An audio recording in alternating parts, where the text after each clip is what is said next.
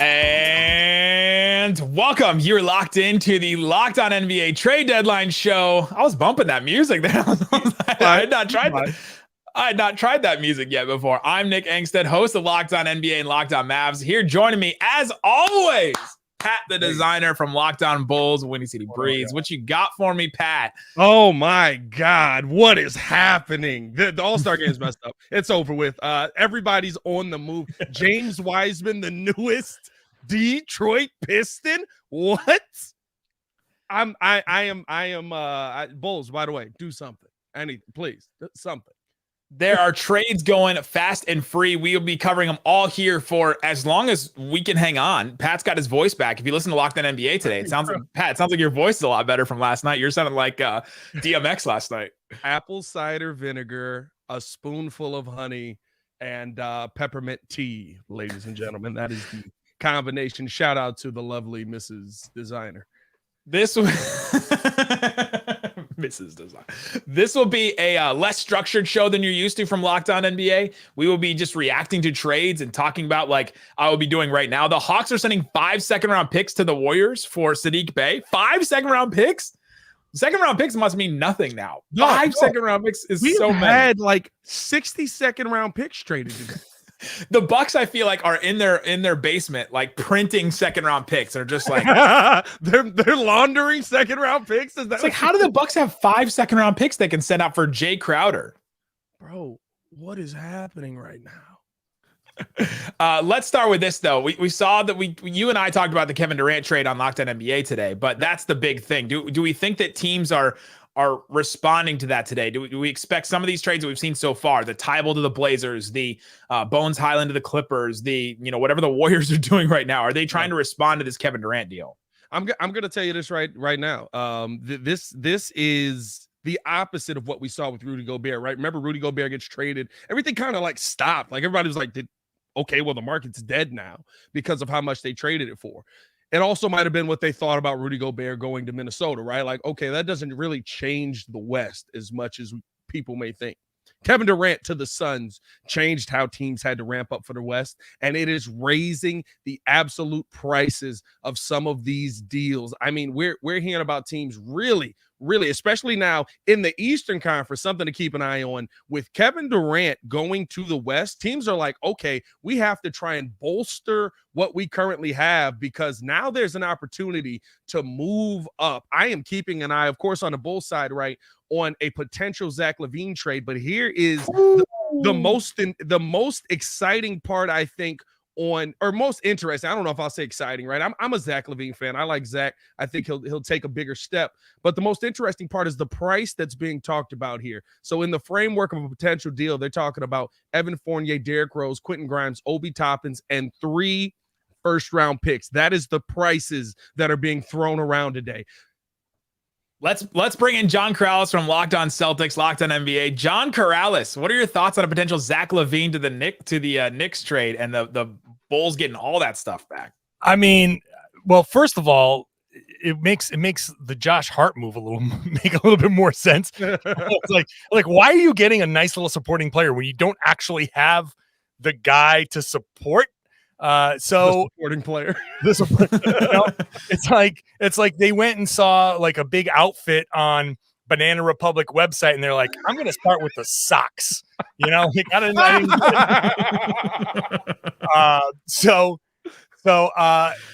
Catch me up on, because I was just looking at the Saddiq Bey thing. What's the proposed trade here? Proposed trade here. Hold on, let me pull it back up here. This is the Zach LaVine to the Knicks. This is a potential Zach LaVine to the Knicks trade. This is just a framework potential deal. They're saying Bulls could receive Evan Fournier, Derrick Rose, Quentin Grimes, Obi Toppins. Players are interesting, right? Okay, 3 first-round picks is the part that really surprises me, which tells you that New York is absolutely trying to go all in, realizing that, hey, we can take back the city of New York here. Let's go all in with Zach LaVine and Josh. I'm from New York. Congratulations, New York, for being dumb again. Like that's my reaction to that. And the Bulls would essentially trade back Zach LaVine and Goran Dragic. So the Bulls would have the Bulls are blowing it up in this instance. Like they're just Yeah, the Bulls. So the Bulls are going into like, all right, fine. It didn't work. We're blowing it up. We know that Vooch is gone after this year. So that this is going to be like, where's DeMar DeRozan going to go? That's my reaction from the Bulls side. The Knicks, I mean, what are the Knicks doing? Is that gonna give them enough to compete against the Celtics, the Bucks? I mean, Philly? Like, I just don't understand. This doesn't elevate them much. I'll say this with Zach LaVine in Chicago, to say that his time here has been perfect, it hasn't been, right? Like he's gone through the ups and downs of a terrible organization and kind of hopefully starting to move his way into working with a real good organization here with what AK and them are building. But the thing is, they instantly brought in DeMar DeRozan. That created a little bit of a power struggle. Now if Zach LaVine goes to the Knicks, you could be talking about a player that absolutely knows his role. Zach's a shooter on that team. He's a guy that has been a better defender, and he's going to be that wing guy that team is looking to have next to RJ Barrett, who isn't included in this framework. I've seen another one where he is included, but I believe that would be a disaster for New York. Yeah. I believe Fournier's not in that one. But the thing is, Zach LaVine, it's been reported that he hasn't felt like he's had the clear-cut number one role on this team. And DeMar DeRozan, for his time here, has just been better than Zach LaVine has. So he hasn't had that clear-cut number role. So maybe a little bit of clarity. He goes over there. He's been a 25-plus per game scorer. His defense is improving. He has a willingness to facilitate. I can see why they would want him. 3 first-round picks is a lot. Hey, Pat, in the comment section, they're asking us to count it up. How many first-round picks? 3 first-round picks is what is being reported as of right now. I am flabbergasted. It is literally just the result of and how we started this conversation. And John, I'll get your thoughts on this. Is this just the result of Kevin Durant leaving the East and teams saying we have to now? Now we have to go for it. New York saying like, okay, we're gonna hop into the void left by Brooklyn. I feel like honestly, the Brooklyn and New York have done each other a disservice with their little stupid rivalry in New York because they keep trying to one up each other, and this is probably like the 5th move that each team has made in response to the other that they probably shouldn't have done. Like, remember when Prokhorov first bought the Nets and they were like, we're going to buy everybody. That was, we're putting a banner outside Madison Square Garden with Brooklyn Nets stuff. We're going to tweak MSG and we're going to go buy ourselves a championship. We're going to win one before you. And that resulted in the Garnett Paul Pierce trade. And like the Boston Celtics, Jason Tatum and Jaylen Brown. And so this is just part of that history. To me, if the Knicks are doing this in response to, hey, Brooklyn blew it up, let's try to take that spot. Well, congratulations, you're fighting for that 4-5 spot. Yeah. And okay, so you're going at it with what? Jalen Brunson, Zach LaVine, RJ Barrett. No, RJ Barrett's going to Chicago. Is he definitely going? Well, that's part of the proposed trade right now. Said that wasn't part of the framework. Now, I've seen 2 separate frameworks. There is one that has RJ Barrett in it. There is Evan Fournier and Quentin Grimes are not included in that. I've also seen one that has no RJ Barrett. It just has Evan Fournier, D Rose, Quentin Grimes, Obi Toppin, and the 3 first-round picks. But the thing that has been maintained has been these first-round picks. Yeah, My mind's blown on that, right? Like, is this the team that you can go all in on and say, yeah, we're not going to need to add young pieces to this? It doesn't make sense. Like the Knicks have some fake first though too, right? It's not like just giving 3 first. They're not like the Mavericks who, like, if they gave up 3 first-round picks, that's everything they have, right? That's like giving them everything. They have these like some fake firsts that they got this offseason when they tried to do the Brunson thing. So I'm going to wait until I see what these firsts are from the Knicks to the Bulls to try and do any kind of like, oh, they fleeced them. They gave up so much. And the deal's not even done yet, right? Yeah, it's not a done deal yet. We're still waiting on it. Now. I think, though, since they have these extra first, Zach LaVine, Brunson, Julius Randle, Mitchell Robinson, I guess. Who else do they have after that? Like Evan Fournier probably still like they'll never get rid of him. It's an okay team. It's a team they'll be good. They'll be good. They'll be good. But first of all, it's not what Knicks fans want. The Knicks is it not what Knicks fans want? Don't they just want to be good? No, like they were fine then. Sacramento wants their team just to be good. The Knicks fans do want their team just to be good in a sense for like 5 minutes. and then they're going to be like, why aren't we winning a championship over here? It's I don't know. They were super happy at the beginning of that season. The Bing Bong team was like fine, right? Like the Bing Bong team was okay. Yeah, Bing Bong team was fine, except it started out on fire. And that's why, like, to me, when I hear Bing Bong, I think that's a fan base that wants to get as cocky as possible about their team. And every fan base wants to be cocky about that team, but it's different in New York City. Let me tell you, I'm just going to say, because I used to live in New York City for about 8 years, and I got a sense of Knicks fans. It is a very championship or bust mentality. Yeah, they want to go from we suck to we're respectable, but they're not going to sit there and be happy with 5th seed. Cleveland is better than them. Obviously, the 3 teams at the top of the East right now are better than them. So right now, that trade doesn't even put them above. It doesn't even give them home court in the first round. So that puts them in a position to have a tough first round loss, maybe a second round loss. Is that going to make Knicks fans happy? No, it's not. Like I said, Sacramento fans will be thrilled with that. Knicks fans are going to be pissed. Pat, aren't they doing exactly what the Bulls just did? They're like, all right, we got a dude. We got Brunson and Randall who like combined make a dude or like close to a dude. We got a dude. We're going to add another dude in Vooch.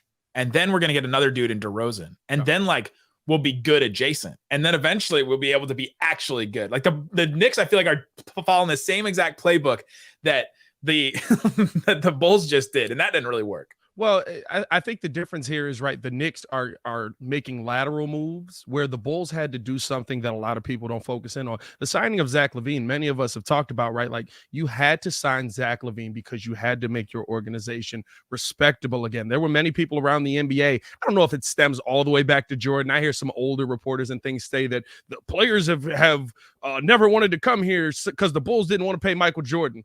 I don't know if that matters in 2023, right? But there was a stigma around the Chicago Bulls that players didn't want to come here because of how bad the organization had been to the players that were here, how unloyal they were to some of the players that had come through here. The Derrick Rose thing definitely hurt them when they moved on from him, when he finally started to get himself together and he was moving back in the right direction, right? Like, those kind of perceptions around the league kept players from coming here. So the Bulls had to reset their image. The Knicks had to do that same thing, but they did that when they brought Julius Randle here and started building that team. They were resetting their image. Players all of a sudden were talking about, hey, maybe I want to go to the Knicks, maybe I want to go to the Bulls, or I mean, maybe I want to go to the Knicks, maybe I want to play with Julius Randle, maybe I want to become a part of that. But then they never built upon that. They just keep going laterally and bringing guys in there for moves that don't really make sense. And I'm gonna be honest with you, the loyalty, as much as I love, and Nick, get the bell ready, Tom Thibodeau, as much as I love Tom Thibodeau, we didn't do it. We did it last night, so you had to do it today. I had to do it today. Yeah. It's the same day. It still counts. As much as I love Tom Thibodeau, right? He's not willing to play offensive talent if you're not willing to defend. I don't know how to tell the Knicks this. There's not a lot of offensive talent in this NBA that's coming out there and saying, I'm going to give you 48 minutes of intense defense. So for me, the Knicks just keep making lateral moves that keep them on that same plane of, hey, we're trying to stay relevant, where the Bulls had to reset the entire image of their franchise. And now the Knicks don't have to do that. I think that they've gone through that process already, right? The Knicks are an organization that is a organization in the playoffs. They've fought their way back, right? They've got the what is it called? They've got like the underdog story on their side this year, right? Because they won and then they got knocked down and now they're slowly working their way back up. So they're trying to make moves to get that story on their side. The Bulls had to literally say, hey, we're not a garbage organization. We know it's cold here in the summer, but you should want to come play with us. Let's move on to talk about some deals that have like actually happened at this point, right? Let's talk about some deals that have gone down. The one that just kind of happened was the Saddiq Bey to the Hawks that we thought was going to the Warriors, but now it's Saddiq Bey to the Hawks. It's we have Eric Gordon going to the Clippers now, the Houston Rockets. So let's a good move. Forget Saddiq Bey. The Clippers have now gotten Bones Highland in a trade for 2 seconds, and now they've gotten Eric Gordon. John, how does this change anything for the Clippers? Well, it gives them the point guard that they need. So you get somebody there that you can rely on a little bit, and Bones gives them some scoring punch off the bench. It's not somebody that you're going to rely on defensively, that's for sure. But it's gonna boost their bench, and so when you, especially in the regular season, and now when you have a guy like Highland who doesn't play any defense, you wonder how what kind of minutes he's going to get in the postseason. But in the regular season, you got a guy who can go get some buckets while you're, load managing Kawhi and Paul George. So there is a little bit of stability and reliability in Gordon coming in to be the point guard. They've been needing one.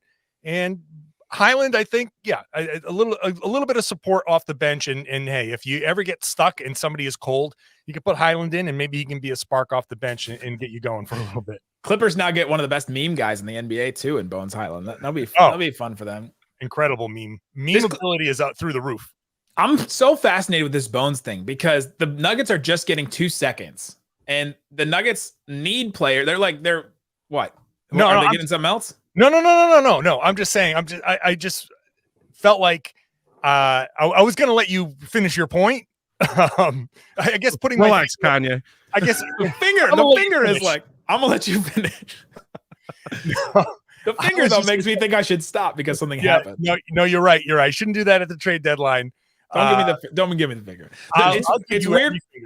It's weird for the Nuggets because they need somebody to play right now. They're in win now mode. They're the top of the West right now. They've got to do something. They got to be doing They get a couple. Well, they went and got Thomas Bryant. I guess is something like they went and did that, but they didn't think that Bones could help them in the playoffs, right? They still need like a backup ball handler, and so then they go and trade Bones Highland away because of maybe some fit stuff in the locker room, and there's the weird Jamal Murray trades and all that kind of stuff, but.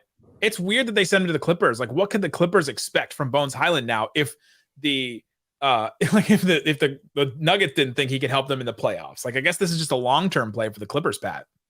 Yeah, I mean, this is a move for you to say, hey, we realize that point guard has been our biggest deficiency the entire time that we've tried to go on this run. We need to add people in that can be a solid point guard right now and somebody that can be in the future. At a minimum, right, we know Bones Highland right now is a good backup in this NBA. Now the question is, what can you develop him into? Ty Lue going to be working with him out there, kind of like that. Why are the Houston Rockets are acquiring John Wall in a 3-team deal? Oh my God! No! Didn't we just play this? No, John. He's going back to the X that didn't treat him right. But didn't we have that whole Theo Pinson podcast that John Wall was trashing the Rockets? There's got to be a buyout coming in that situation. This is a masochist move by the Rockets, right? Like, that's so funny to me. Listen, anyway. just send me Alfarine Sengun. And just let me save. We'll call it a day. Let me save all the players that are bad or that are good in your organization. You can keep Josh Green. Just send me Sengun. Listen, John. We've changed. Like, we can be better. Steven Silas raised his voice for the first time all season. Like, it got louder than like a hushed tone. He banged the table one time. We can be better, John Wall. The one thing that I will say is that if this is a vote of faith in Coach Silas, the thing about that podcast was that Coach Silas was in favor of playing John Wall. The organization it was the front office. You have to play our young players. I doubt that he's going to stick around there. I doubt he'll be a part of that organization long, but he'll get bought out. He's not gonna not play for them again, right? It's like Eric Gordon said. There's no improvement. There is no improvement. There's no improvement. It's funny. It's like they traded him there for the jokes. Like, we're all getting our jokes off on Twitter. I love it. And so like, I'm looking at one of my tweet deck. Thank you, tweet deck, for coming back. Columns here, and it's just like joke after joke after. It's like quote tweet after quote tweet after quote tweet about John Wall going back to the Rockets, and then in about half an hour, we're going to be like, he's been bought out, and be like, oh man. I think the real story about this is Luke Kennard going to Grizzlies. Come on, Luke Kennard. All right, Luke Kennard going to the Grizzlies. Hey man, a man that will be in high demand today. It's Sean Woodley from Locked On Raptors. Sean Woodley, we got a Jakob Poeltl trade last night. What are the Raptors doing? And what do you think about Poeltl coming back? So like on its face, I like Poeltl coming back because Yak rules. And he's also like the exact type of player the Raptors have been after since Marc Gasol and Serge Ibaka left. Right? It's a center who is taller than 6'9", which is a thing in short supply on their roster. I don't love the 1 to 6 protection on the 2024 pick because it carries over to 25 and 26 as well, meaning those picks are tied up. I guess there's no Kevin Durant to trade for anymore, so like I guess who cares if you're hoarding your picks for that? Cat's out of the bag there. What I'm really interested in is like what do they do following up Poeltl, because I don't think this can be their only move because they'll have 3 pending starter free agents going in to the summer in Fred, Gary Trent Jr., and Poeltl if they don't like move one of these guys. So I that seems untenable to me. The Clippers getting Gordon and Highland maybe makes them less of a likely Fred destination, and they were frankly the only team I saw as like a real Fred destination to begin with. So I have no idea to answer your question. We'll see. I would imagine one of OG or Gary Trent Jr. is getting moved between now and the deadline, but I'm just, my head's kind of spinning right now, man. It's weird. You want them to trade OG or Fred VanVleet? Is this a spot as a Raptors fan? Like, let's just take out some of the unbiasedness. Do you want them to trade those guys? I mean, as a fan, I don't, because I like them, and they're good players. And like the Raptors are clearly a talented team that's underachieved this year. I think Poeltl addresses like one of their biggest issues, 2 of their biggest issues. 1, rim protection, and 2, not having more than 7 good players on any given night. They replaced Khem Birch, who wasn't playing, with Jakob Poeltl. In theory, they're the 10th seed right now. They've won 3 in a row. Their schedule coming up, if you look at it, is hilariously easy. You could talk yourselves into thinking the Raptors might just keep it together here and go make a push for the play-in or whatever. I'm not saying they should do that. I care about you too much to put yourself in that situation. I'm not saying they should do that necessarily, but like I see why the front office might be like, all right, this hasn't worked out this year, but we believe in the talent here. Maybe a different infusion of a different mix of guys works for us. I still think the right move is trading OG. Like I just think he is... like this is the proactive move before you have to pay him in 18 months. Get as much as you can right now while there's presumably some sort of bidding war going on, and you can get a lot for him. Replenish the pick you just sent out to get Jakob Poeltl, redistribute your touches elsewhere. You have Scotty Barnes and Pascal Siakam in those wing spots. It's a bit of a weird fit, and OG is like this perfect role player who needs to do a little more or wants to do more than what the Raptors need from him right now, but I don't know if you can justify giving him that leeway because you have guys who are just better at creating shots and running possessions than he is. So I still think OG is the move. I don't know where he goes now. The Memphis Grizzlies getting Kennard probably takes them out. I've got my eye on the Pelicans. I really want me some Trey Murphy on my team. The Lakers, breaking news here, Lakers are adding Mo Bamba for Patrick Beverley. So Patrick Beverley might not make the playoffs this year. No, he's going to come to the Raptors as a buyout guy and make the play-in. Might not make the playoffs. Oh my! Does that make the Lakers? John, does that make the Lakers better? Mo Bamba? I mean, it doesn't make them worse. Yeah. So I mean, it's fine. Better than less Bamba. It's fine. It's less Bamba. God, why did I laugh at that? Man.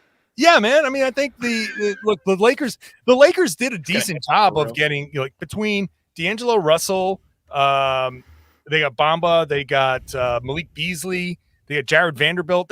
They actually built a pretty decent supporting cast. I think what the Lakers did with one of their first round picks, they gave up one of their first round picks. And they got those 4 guys. That's actually, considering where the Lakers were, where they had almost nothing to move, and they turn around and they get some decent supporting players. Yep. It's not like wizardry, but that's actually I think a really good some really good moves considering where the Lakers were. To get D'Angelo Russell, I know, but you put him next to LeBron and AD, and it just maybe keeps him in control a little bit. I think Vanderbilt's a good, good in the front court. I think, Bamba can be. He has his moments where you're like, wow, this guy's got a ton of talent, and then he has his moments where you're like, why is he even in the league? So often in the same game. Oh, right. So look, the Lakers, I'm not going to sit there and be, wow, the Lakers have moved into, the top 2 or 3 in the West, but they have improved their team with limited resources. So I do have to give the Lakers credit for what they've done so far. Can we get a second round pick tracker at this point? Because they're also count it up. Can we count up how many second round picks? Somebody, listen, I don't know who's on the behind the scenes. Maybe it's just Nick working by himself. Somebody count up how many second round picks True, this is what's happening. Have been traded today. And we need to get a counter on the screen. Okay, we had multiple, so 2 picks in the Blazers deal. We had 3 second round picks in the Thomas Bryant deal. We had a second round pick in the George Hill deal. We had 2 seconds in the Mike Muscala deal. We had 2 seconds in the Bones Highland deal. We had 5 seconds in the Sadiq Bey deal, and we had 5 seconds in the Jay Crowder deal so far. So that's 20 second round picks. The Lakers pick is now 21. 21 second round picks have been traded in the last 20 minutes. I am so excited for 2035 when I go through Basketball Reference, and in the little brackets when you go through all these trades, we see which random dudes were involved for all of these second round picks. It's going to be glorious. Speaking of a random dude, Tony East from Locked On Pacers. Random dude? Whoa. This is my guy right here. Wow. Did you know that Tony East has there used to be a gentleman's club in Toronto that was called Tony's East? Tony's East. Did you Hard run to a say. gentleman's club, Tony? Every time he comes on Locked On Raptors, just the former regulars of Tony's East jump into the comments and can't get happier that he's there. Congrats on owning a club, Tony. Thank you. I'm also about to open a club full of second round picks because the Pacers are one of the many teams involved in the swapping of apparently the useless second round picks that teams don't care about anymore. Tony East is Nick Angstad's stunt double. We've got the same shade of green on today, Nick. We were Hey, ready to that's go. right. Their lighting is relatively similar. No, we're both just this white. When you cover a team that is blue and yellow, you wear a lot of green. You don't want to wear blue. It's like when you go to the Lowe's and you're comparing 2 paint swatches and they're just like right next to each other. They're basically exactly the same. They're named 2 different things, but they look exactly the same. Let me talk about the small things the Pacers did today. All the small things. Go ahead, Tony East. Give me what's going on in Pacerland. Yeah, it's confusing because they have to trade away or waive 2 more players. But Jordan Nwora is their big, air quotes on big, acquisition from the Bucks, the 24-year-old forward. And they need a young forward who can shoot. So, yes, not like the most appealing name ever, but an addition that the Pacers desperately need on a young team. Apparently, George Hill and Serge Ibaka, 2 veterans who could help contenders, could be headed their way in this big deal. It sounds like it could be a multi-team deal with the Bucks and the Nets. Maybe even it's a 4-team trade with the KD thing looped into it because Jay Crowder is involved. So the Pacers might end up waiving Hill and Ibaka. Too early to say. They don't really have a use for them on their current team, but we'll see what happens here. But the Pacers get at least 3 seconds. It sounds like the Raptors man is going crazy up there. 4 more second round picks got traded. 4 more second round picks. Wow. That's 25. Wow. That's 25 second round picks so far. Wait. What other picks just got traded? How is there? Can someone help me here? How is there a 4 second round pick difference between Devontae Graham and Josh Richardson? The Pelicans are trading Devontae Graham and 4 second round picks to San Antonio, and they're getting Josh Richardson. So they're basically sending 4 second round picks to get off his contract. I guess this is amazing. This is the absolute story of this trade deadline. How many second round picks? Rudy Gobert trade broke the market for first rounders, so now second rounders are the only currency. Right. The OKC, Houston, like 3 teams own all the first round picks. There's only second round picks left to trade. Wait. We do also have to mention the players were traded here. Josh Richardson traded for Devontae Graham. Were there players traded? Players were also traded here, I believe. Hey, did you count the Celtics had 2? They gave up 2 first round picks for Mike Muscala. 2 second round picks for Mike Muscala. I did. I counted that. I counted that one. Okay. I have 25 so far. Jeez, man. Pistons are sending Kevin Knox to the Warriors and bring part of the James Wiseman deal. Cool. The Kevin Knox saga continues.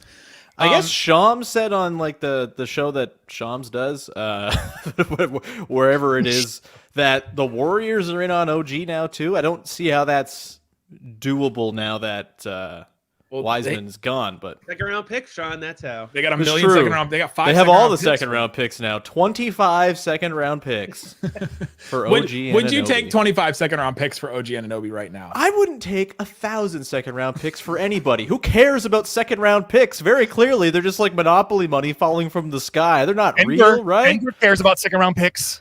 Denver does. Yeah. You literally can just buy them. Like that's the weird part, right? Like is this From the Bulls guy. Yeah, Like, from the no, Bulls, no, you listen, can buy no, them. well, Yeah. we don't buy them. We sell them. You know what I mean? Yeah. We've got a second round pick stand. It's off at 82nd. You know what I mean? Like we just sell them over there. You pull up. It's a drive-through service. You get out of here. Okay, let's talk about the Kevin Durant thing since we're all here. Wait, did something happen with Kevin Durant? Kevin Durant traded to the Phoenix Suns with TJ Warren. We have to mention TJ Warren, former Pacer, for Malik Bridges, Cam Johnson, Jay Crowder, and 4 firsts, not seconds, firsts. Guys, are the Suns the favorites? Should they be the favorites? Yeah. In the West or overall? Let's go overall. Okay, they're locked on Celtics. Oh yeah, I East, see we where got you're a bunch going of with East this. guys in here. No, the West. Let's talk about the West. Hey, I'm not worried about Leave the your. The only thing that You're gives fine me in the pause West. on thinking the Suns are the fave is like their seeding situation, and it could be like kind of a gauntlet for them to get through with being on the road and whatnot. I think the Suns and Nuggets are 1-2. You can just determine the order. Maybe it's Suns first. They're not super deep, right? If like Chris Paul gets old in the playoffs again, that they could be in a bit of trouble. But they're gonna score just so many points. You know what happened last year, though, right? Like he has his birthday, and then as soon as his birthday happens, he gets like decrepit. He's been a little better this year, but yeah, I wonder about their depth, but also like who cares about the depth? They have Kevin Durant and Devin Booker. They could play with 6 players and probably be fine. Yeah, I mean, and we got to include DeAndre Ayton in all of this, but because he exists. It's a big deal for them to still have him. I thought they were going to send him. Yeah, they are top heavy. There is a real kind of, I think, consideration here to be made for how do they fill out this roster? Like how do they support these guys? They certainly have risen to the top of the West, top 2. Because the West is so wide open. So I said that same thing on Locked On NBA last night. We got a couple comments that said, they traded KD, then they got KD and they got TJ Warren. They sent out Mikal Bridges and Cam Johnson. So they replaced 2 forwards with 2 forwards. Are they any less deep than they were? Like, do you believe TJ Warren can add something to this team? I do, and I think here's the thing: they got deeper on the bench. If anything, if TJ Warren comes off of the bench, unless you throw him in the starting lineup, because they didn't trade bench pieces really. Mikal Bridges was in the starting lineup. Cam Johnson was in the starting lineup. These were guys that you were relying on for heavy minutes, and you replace those 2 guys with Kevin Durant. That's not bad. You got TJ Warren coming off your bench. I don't think that means their bench is not thin. But the bench was incredibly thin in the beginning. I think that's more so the point that needs to be. It was brought thin out. anyway. Yeah, I think the bench was thin anyway. Like literally, the biggest name off of their bench that we talk about is Cam Payne, and now you put TJ Warren next to him. Like that's a thin bench to begin with. I think I look. I'm gonna say this just to give the other side of like potential problems, because obviously I know. Kevin Durant is Kevin Durant, and we got that. But you also do have to account for things worked fairly well for a long time in Phoenix because of the way things fit and the way guys played together and just the chemistry and the system. That was something where we kind of marveled at. Wow, they lost Chris Paul and they still kind of were rolling along, and they could lose Devin Booker. Now this year's a little bit different, obviously, but their whole ethos was we're just the machine and we can just put next guy up. That cliche everybody has, next man up mentality, that actually was being like put into practice in Phoenix. So yeah, obviously. Oh no, we lose John. Did we lose Are John? we taking over? Who's taking Everybody's the reins here? dropping Pat. out. This is scary now. This is scary now. That's okay. John, get back in here. If you I want to can. talk. I haven't can talked about this what trade just at all yet. happened there. Was John just traded? Yeah, he traded me. Nick isn't even sitting at his chair, so I don't know what happened to him there. We got me. I'm back. I'm back. Get back, John. It was- What's going on, John? We were in brief considerations for me and 8 second-round picks. Hand-sided, but no, it was rejected there. Well, apparently they took the deal for Tony. That's what just Yeah, right. It was David Locke said, "Okay, we won't do it for Karalis, but we will do it for Tony East." And there it was. Was I supposed to add you back to the stream, Nick? I think it made me the host when you left. So, okay, I just was needed just to go get some pressing water, buttons. and I was like in the middle of drinking, and you were like, "You're back." I was like, "All right, I'm back." So the point I'm making is that there is going to be the potential for some kind of like bumps. There is some level of we need to get used to each other. That's going to have to happen in Phoenix, and that's not always going to go exactly well. The talent of Devin Booker and Kevin Durant's going to overcome some of that, but they do have to figure out how to play together, and so there is it's going to work in a lot of ways, but it's not going to be just total smoothness from the beginning. So the question is, does it get smooth enough that they work it out where this pays off this year, or is this a deal where they get better next year? And Chris Paul is kind of at the center of all of this, because if he's any semblance of Chris Paul, then this becomes a team that's a strong contender in the West. But if he's old Chris, then that might not work out quite as well. And you might see, because you just saw how Brooklyn with Durant and Kyrie, granted, Kyrie, we know, but that talent Careful. there still didn't, Careful. that talent there still, that wasn't enough talent to carry them past the first round in any of this. So there are still some questions. We are 30 minutes from the NBA trade deadline. Here today, we will be talking and reacting to all the trades coming up. We've had some decent, like, small ones go down. We're talking about the Kevin Durant trade to the Suns. Can I jump in on that? Yeah. You were about to say the thing that I would like to shoot out of the sky. Why is the West wide open? Have you seen the Denver Nuggets this year? That is a very good point. The Nuggets rule, and I would think they should be the favorite favorite. in the NBA, and the best record in the league. Did you see the Phoenix Suns last year? You can have the best record in the regular season and still not be like the favorite. Like, Sure, I would no think one said the West was wide open last year. even listening to like Locked On Nuggets with Matt and Adam, like I think that they don't believe in their defense enough to say that like, oh, we got this, we got the West on lock, right? Like that's why I think it's wide open. But I wouldn't call it wide open. I mean, there's I think there's probably a 2-team. Can the upper Nuggets be crust beaten in the West now? I think Tony, it's can the Nuggets Suns. can the Nuggets be beaten? every team can be. Then it's wide open. Then it's wide open. Like, No way. like last year we'd be like, can the Suns be beaten? Well, you'd have to. You'd be like hem hawing around because the Suns were so good, and then they didn't get beaten. They'll be doing what? Hem hawing, isn't that a word? Hem hawing. So the West, Tony, is that a white dude term that I just used? I don't know. I've never heard hem hawing. Let us know. Let's throw a poll up. Hem hawing, is that used in your regular? That's a I'm gonna look at it. I think it's hemming and hawing. Yeah. To discuss, deliberate, or Nick says he contemplate just went rather off than to get a drink of water, but I'm not so sure that's what he was drinking. No, They're gonna come back. They're gonna hem haw. I think it's. I don't know. Wait. How many drinks did I take? Count it up. One drink for every second round pick. Second rounder. If you that would have just people dying A all over the shot place of alcohol poisoning. For every second rounder would be. Oh my insane. god. Yeah, this guy Ryan agrees with me. Hemming and hawing. There you go, Ryan. Hemming and hawing is not hem hawing. But I looked at hem hawing around is on. It comes up on Google. It's like the first thing that comes up.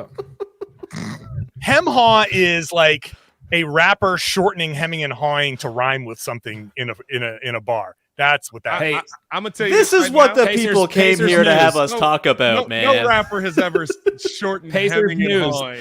According to Jake Fisher, the Pacers are expected to waive Terry Taylor. Tony East, tell us what does that mean for the Pacers going forward? Give us a hot take. Unsurprising, I guess he's the most obvious candidate to be waived to facilitate whatever the heck they're doing. But Terry Taylor's an all right player. So We'll see if he actually gets scooped up by another team. He's one of the best young offensive rebounders in the league. He had like one of the highest offensive rebound rates in the league last year.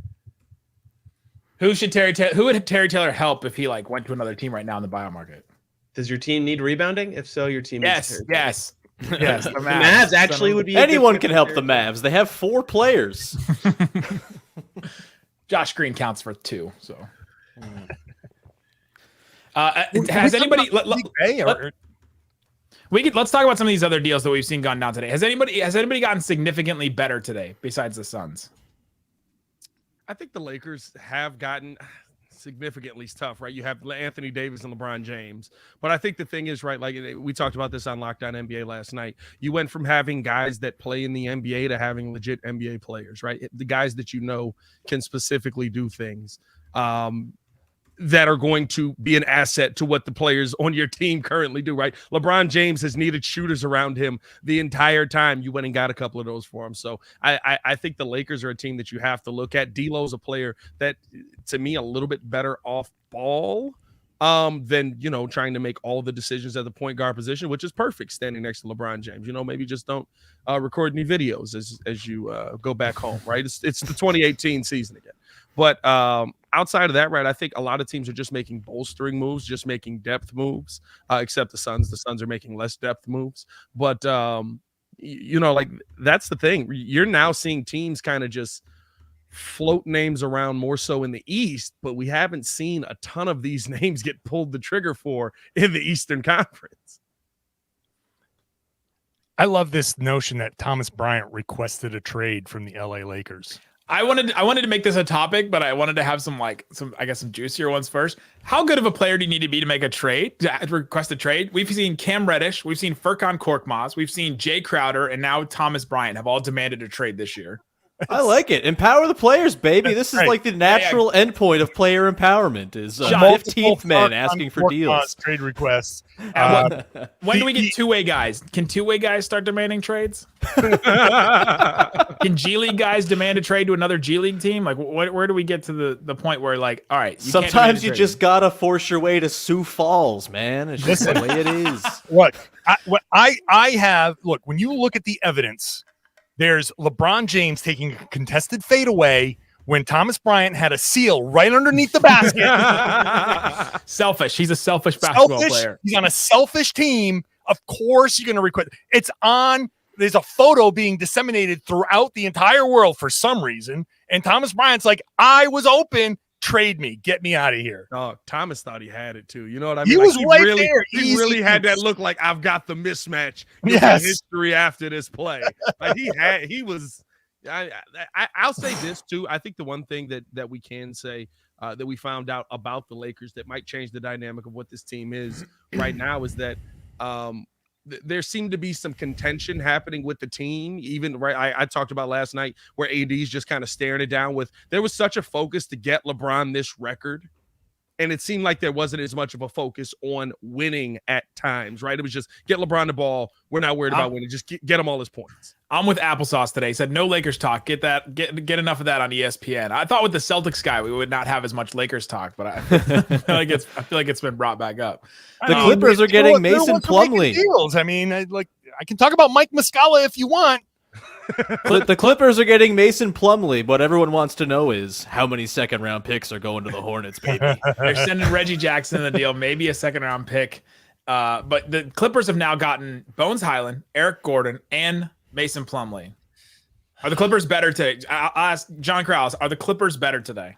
Yeah, I mean, of course they are. Those aren't like they're good supporting, like decent supporting pieces, right? So it's nothing to go crazy about, but yeah, you know, Plumlee can grab you a rebound and shoot a lefty free throw for you. No, he can go grab you a rebound. He's nothing special, but you just add a little bit of. You're never going to make with the Clippers in this market. You're never going to be able to make a major deal. All you're trying to do is fill in enough gaps around these guys to kind of help, and you have some of that flexibility off the bench to play big, to play small. So, yeah, they get a little bit better. They didn't get worse, and that's the whole thing. Did they get better enough, though? He he also opens up some money at the end of the season. They're not bringing back Miles Plumlee. He's on an expiring $9 million contract. That makes a little bit of a difference. Makes the deal make more sense, right? If you're going to get an expiring contract, at least get somebody that can give you some production for the season, and then next year you let him walk away. So I think that also plays into it as well.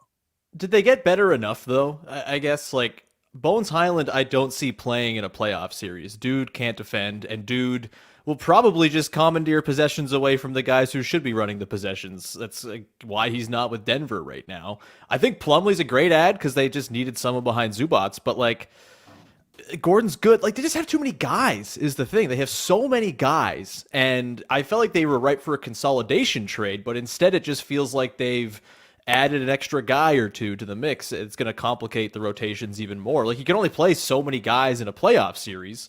I don't know if they added anyone who markedly changes their life. And honestly, Kennard might be the best player who went out the door. I don't think that's crazy to say either. Highland like obviously has higher upside, but like just as far as like the Suns and the Nuggets, I don't think they've gotten good enough to change my sort of pecking order. I think the Suns and Nuggets are pretty clearly still ahead of where the Clippers are because there's just too many decisions to make and too many guys who just like are kind of weird fits there. I don't know.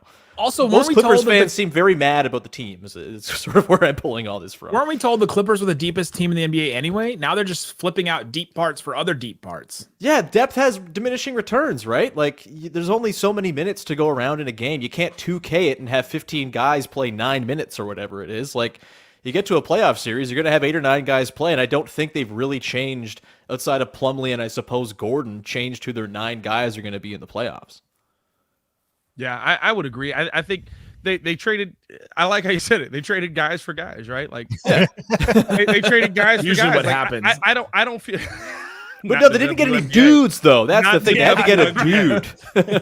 They traded guys for guys, but they didn't get a dude. I agree fully with that sentiment. No, I think that right. Like I looked at the Clippers coming into this year, and the reasons were right. You looked at guys like Norman Powell, and you said, "Hey, they're incredibly deep because when you go to the bench, you have a guy that can put up 10 points a game to 12 to 15 points a game."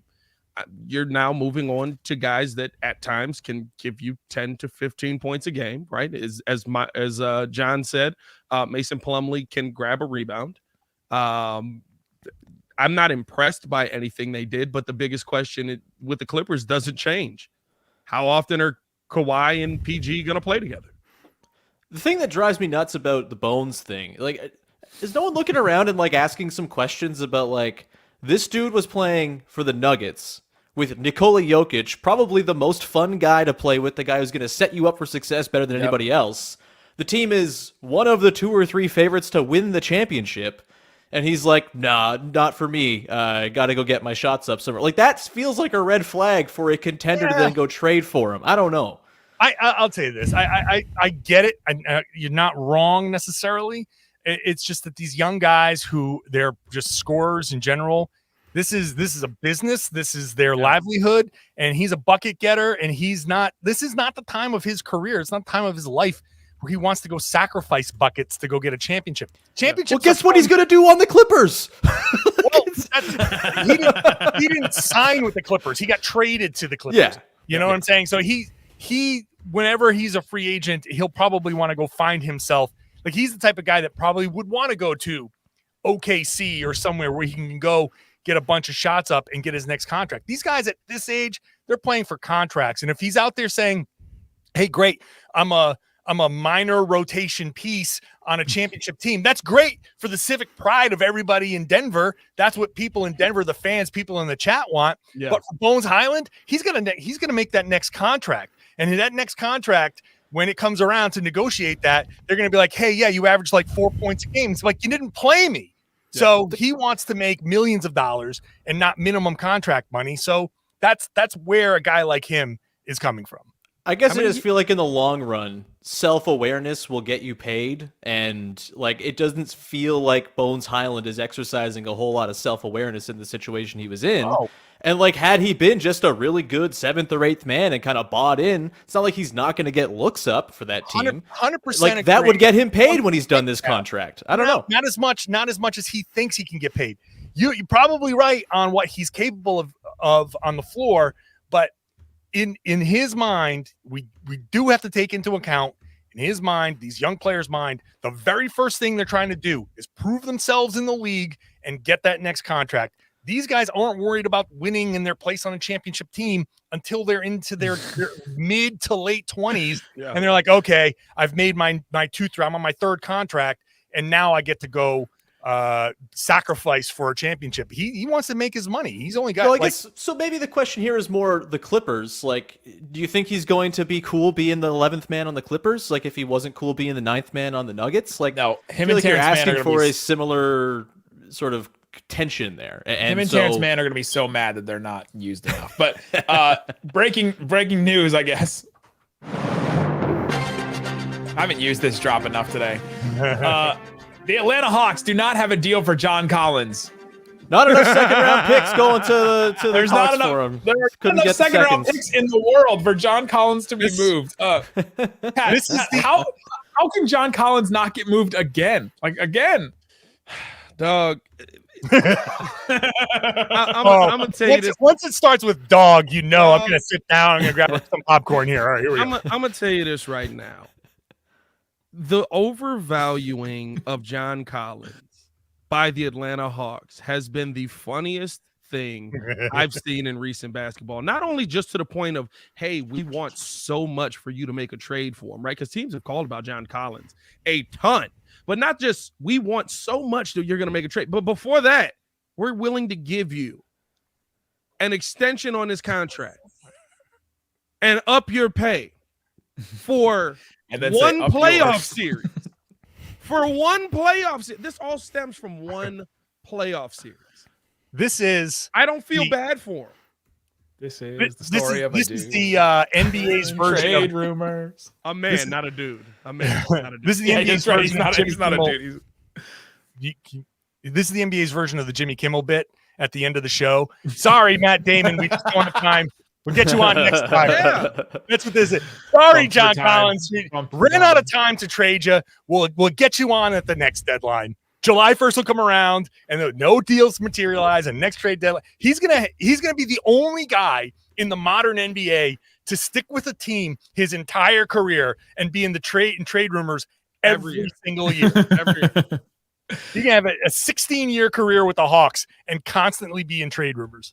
Adam Armbrecht from Locked On Nets is joining us now on the Locked On NBA trade deadline show. We're talking about John Collins. He has not been moved yet. Is that a surprise to you? No. Appreciate you. We're sending ours. Thank you, Adam Armbrecht. Thank you, everybody. Good night. No, I mean, it's funny. Like he was talked about for so long as being like, oh, because you add him. The Nets talked about him last year. Yeah. Would that be a guy when you're losing Harden and then the offseason go pursue this player? I think he gets overvalued already, but then he also messed up his finger, and it's like the guy can't even shoot now. So where exactly do you stand on a player like that? He's not going anywhere. Enjoy your time in Atlanta. Yeah, he won't be moved until that contract ends. By the way, me and Adam apparently twins. Per Nick Angstadt, we really got. I forgot to change your graphic, and it said Adam Armbrecht under. Good looking guy. The entire Locked On NBA show this morning. Good looking guy. Often confused. Yeah. All right, Adam Armbrecht. We got to talk about the Brooklyn Nets. Your Brooklyn Nets have somehow found a time machine, got in the time machine, gone all the way back to like 16, 17, 18? 18-ish. You guys gonna hire Timmy Atkinson? Let's talk about the similarities. Spencer Dinwiddie, that's the same guy. you have Nick Claxton, who's the Jarrett Allen now of your team. You have like Mikal Bridges, who's maybe like the Karis LeVert. You have the Cam Johnson, who's like the D'Angelo Russell. Like, you feel like you guys just went back in time. We got 5 more picks. 5 more. The Blazers are trading Gary Payton II to the Warriors for 5 second-round picks. He's coming home, baby. Keep on stacking, He's coming baby. home. What did you? Keep on stacking. That's 20. Is that just all the second-round that's picks the they same- got for Wiseman? that's Did the they just same trade 5 James seconds. Wiseman for Gary Payton II? That's the same 5 picks. That's 29 first-round picks now. No, we're in the 30s for sure, right? Yeah. Has there been any more? I think we're at 31. We We were at 26. 25. We were at 25. Was there any in the Mo Bamba deal? Was there any in the Plumlee deal? No. So we're at 29 now. 29. Let's talk about sorry, Adam, we're not talking about the Nets anymore. It's all good. Let's talk about what the Golden State Warriors have done. Now they have traded James Wiseman basically for Gary Payton II. John, are they better? Well, yeah, I guess. I mean, look, they get Peyton back and a guy that they leaned on. I saw him firsthand in the finals have an impact. So getting him back is worth it. I mean, 5 second round picks. It seems excessive, but yeah, I mean, it brings back a good defender. I think we're starting to see the Warriors starting to kind of get serious about their making a run. And I know Curry's going to be out for a little while longer, but we're all sitting here waiting for the Warriors to make their run, and they're just a game above 500, but they're 3.5 games out of the 3rd seed. And I always hesitate to do that because that's 1, 2, 3, 4, 5, 6 teams away. So that's 6 teams they have to leapfrog. But the whole point is that they're still within striking distance. So yeah, getting a little bit of the band back together, getting a guy that knows what it takes and knows what he's asked to do. Sure, why not? Can we all clap it up for a second for Gary Payton for running the ultimate finesse, though? Got out of there, got his money, and then got traded back. Wow. Sean, you're all about it, guys getting their money. Hey, sorry. I'm just sitting here like perplexed at the Raptors not having done anything beyond the Poeltl Neither have the deal Mavs. yet. Neither have the Bulls. Also, the chat is killing you for your math there, Nick. You did say we were at 25 and now we've added 5 it was 5 more. Oh boy. My beautiful math. Thank you, this guy for my. Did you guys, Nick? How are the Mavs feeling when you go and you trade for Kyrie and you feel like, hey, we did something here, something pretty big, and then everything else that's unfolded feels like it's undone the value of going and getting Kyrie Irving? Has it undone the value of it? Because like just the Suns getting Kevin Durant, right, is the only move that has really like limited the Mavs' chance in the West, because it seemed pretty wide open. And then if you get Kevin Durant over the West, then it adds just at least another contender. I don't think they were worried about the Suns before this trade. Yeah, it was a bad trade before. It remains a bad trade now. It's all the same. I mean, it'd be a bad trade for like in the offseason, like in the aggregate. But if you're talking about just this season, like the Mavs are definitely better. Yeah, for sure. Yeah, I just find it interesting. It feels like you took a swing and then, I don't know. Like, what's the goal? Like, what's the end result of this year for the Mavs? I'll be fascinated to see. I don't think we can ask the Nets about. I don't know if we can trust a Nets guy with goals, like team goals anymore. Well, ask me what the Nets goals are. What are they? Yeah, what is it now? It's accumulation. It's accumulation, my friend. The Mavs are not accumulating anything. How many 2nd-round picks are they planning on getting here? We also got 5 2nd-round picks for There Karalis. you go. 5 2nd-round pick game. We know how to play that game. Now, what team does everybody want to get a 2nd-round pick jersey of? I feel like the options are endless today. You can do any jersey you want. Gary Payton, the 2nd-round pick getter. I'm so impressed by that Gary Payton deal. I'm not gonna lie to you. It's just like, yeah, I'm gonna go bet on myself, and you'll realize that I'm good. Oh, we were wrong. He's really good. We should have just paid him. Now they want to send a couple of 2nd-rounders for Otto Porter while they're at it. That would be fun. our Locked On Warriors host handling for picks. I mean, I'm thinking the Raptors got off with a bargain. Only 2 2nd-rounders going for Jakob Poeltl. I mean, it seems like they got ahead of the market on that one. How's it even possible that this many 2nd-rounders exist? Well, there's like 30. There's 30 every year, and they can trade up to 7 years. 5. So. I'm not the math guy here, obviously, but there are 30 2nd-round picks every year, and there are 7 years of 30 of picks that can be traded. So, did you touch in with John about why Tatum? It's 210. Why did he crush his teammate's face like that? That seemed like a bad move. Bad short-term move. Adam, this is a trade deadline show. I apologize. It's not get personal here. Yeah. Is there a team?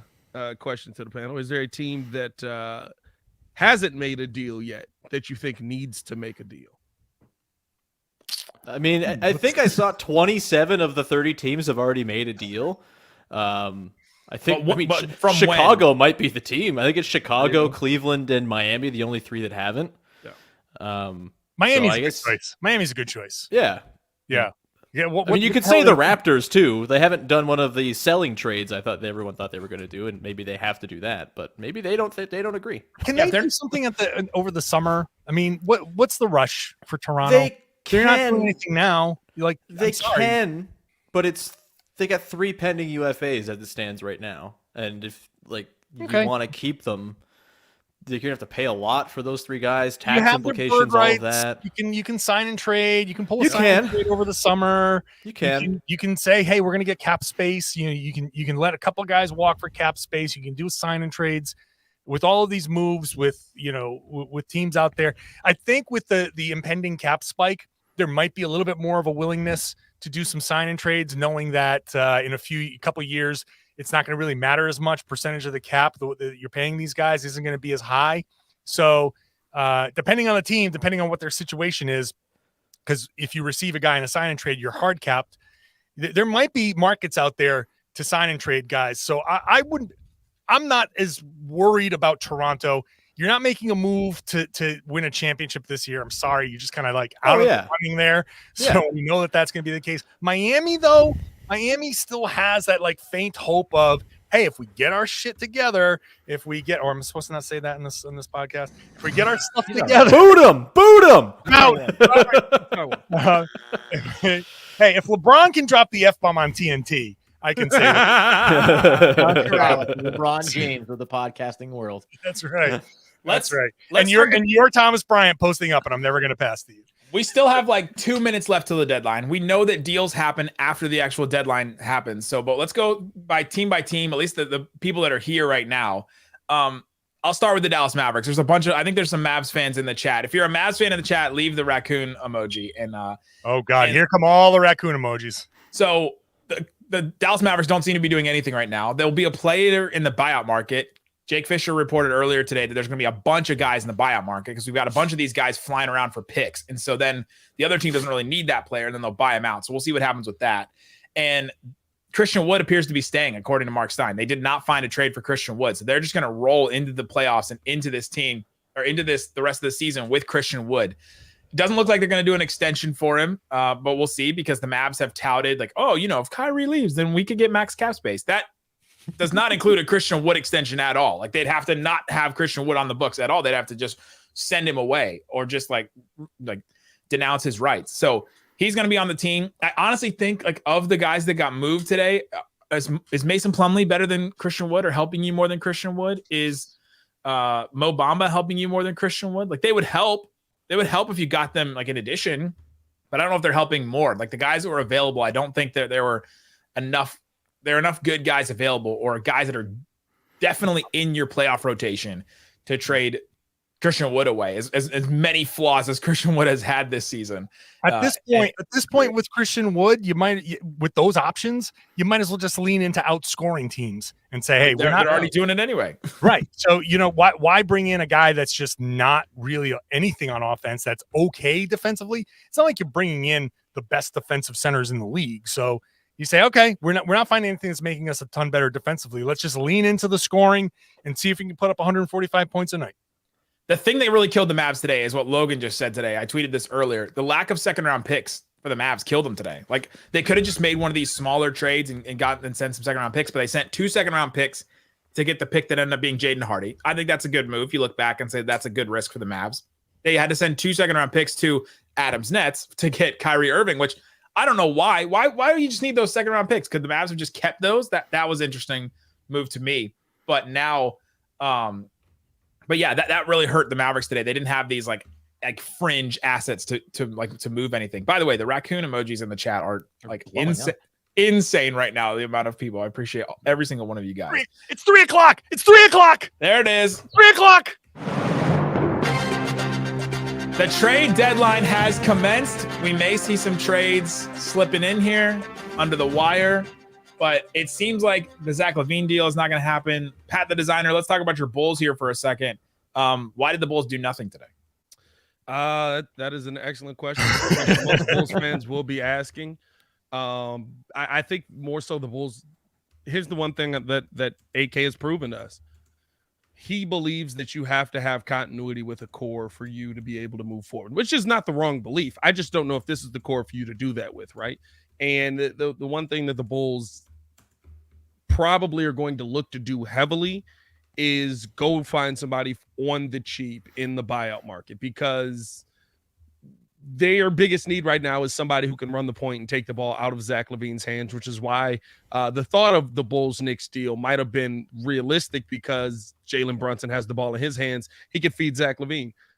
So it's interesting to see them do nothing, try to acquire nobody, any of these point guards. Maybe they really do feel like reuniting Russell Westbrook and Billy Donovan is going to be this godsend. I'll tell you what, I'm a Russ fan. I'm going to be excited because it's going to be fun to watch. I think he's going to be really entertaining, and the Bulls are going to win some games with him. I don't think it moves you any further. I don't think that it gets you any higher in the Eastern Conference. I don't think that it changes the entire trajectory of your team. So I don't know if leaning on the buyout market was the right move.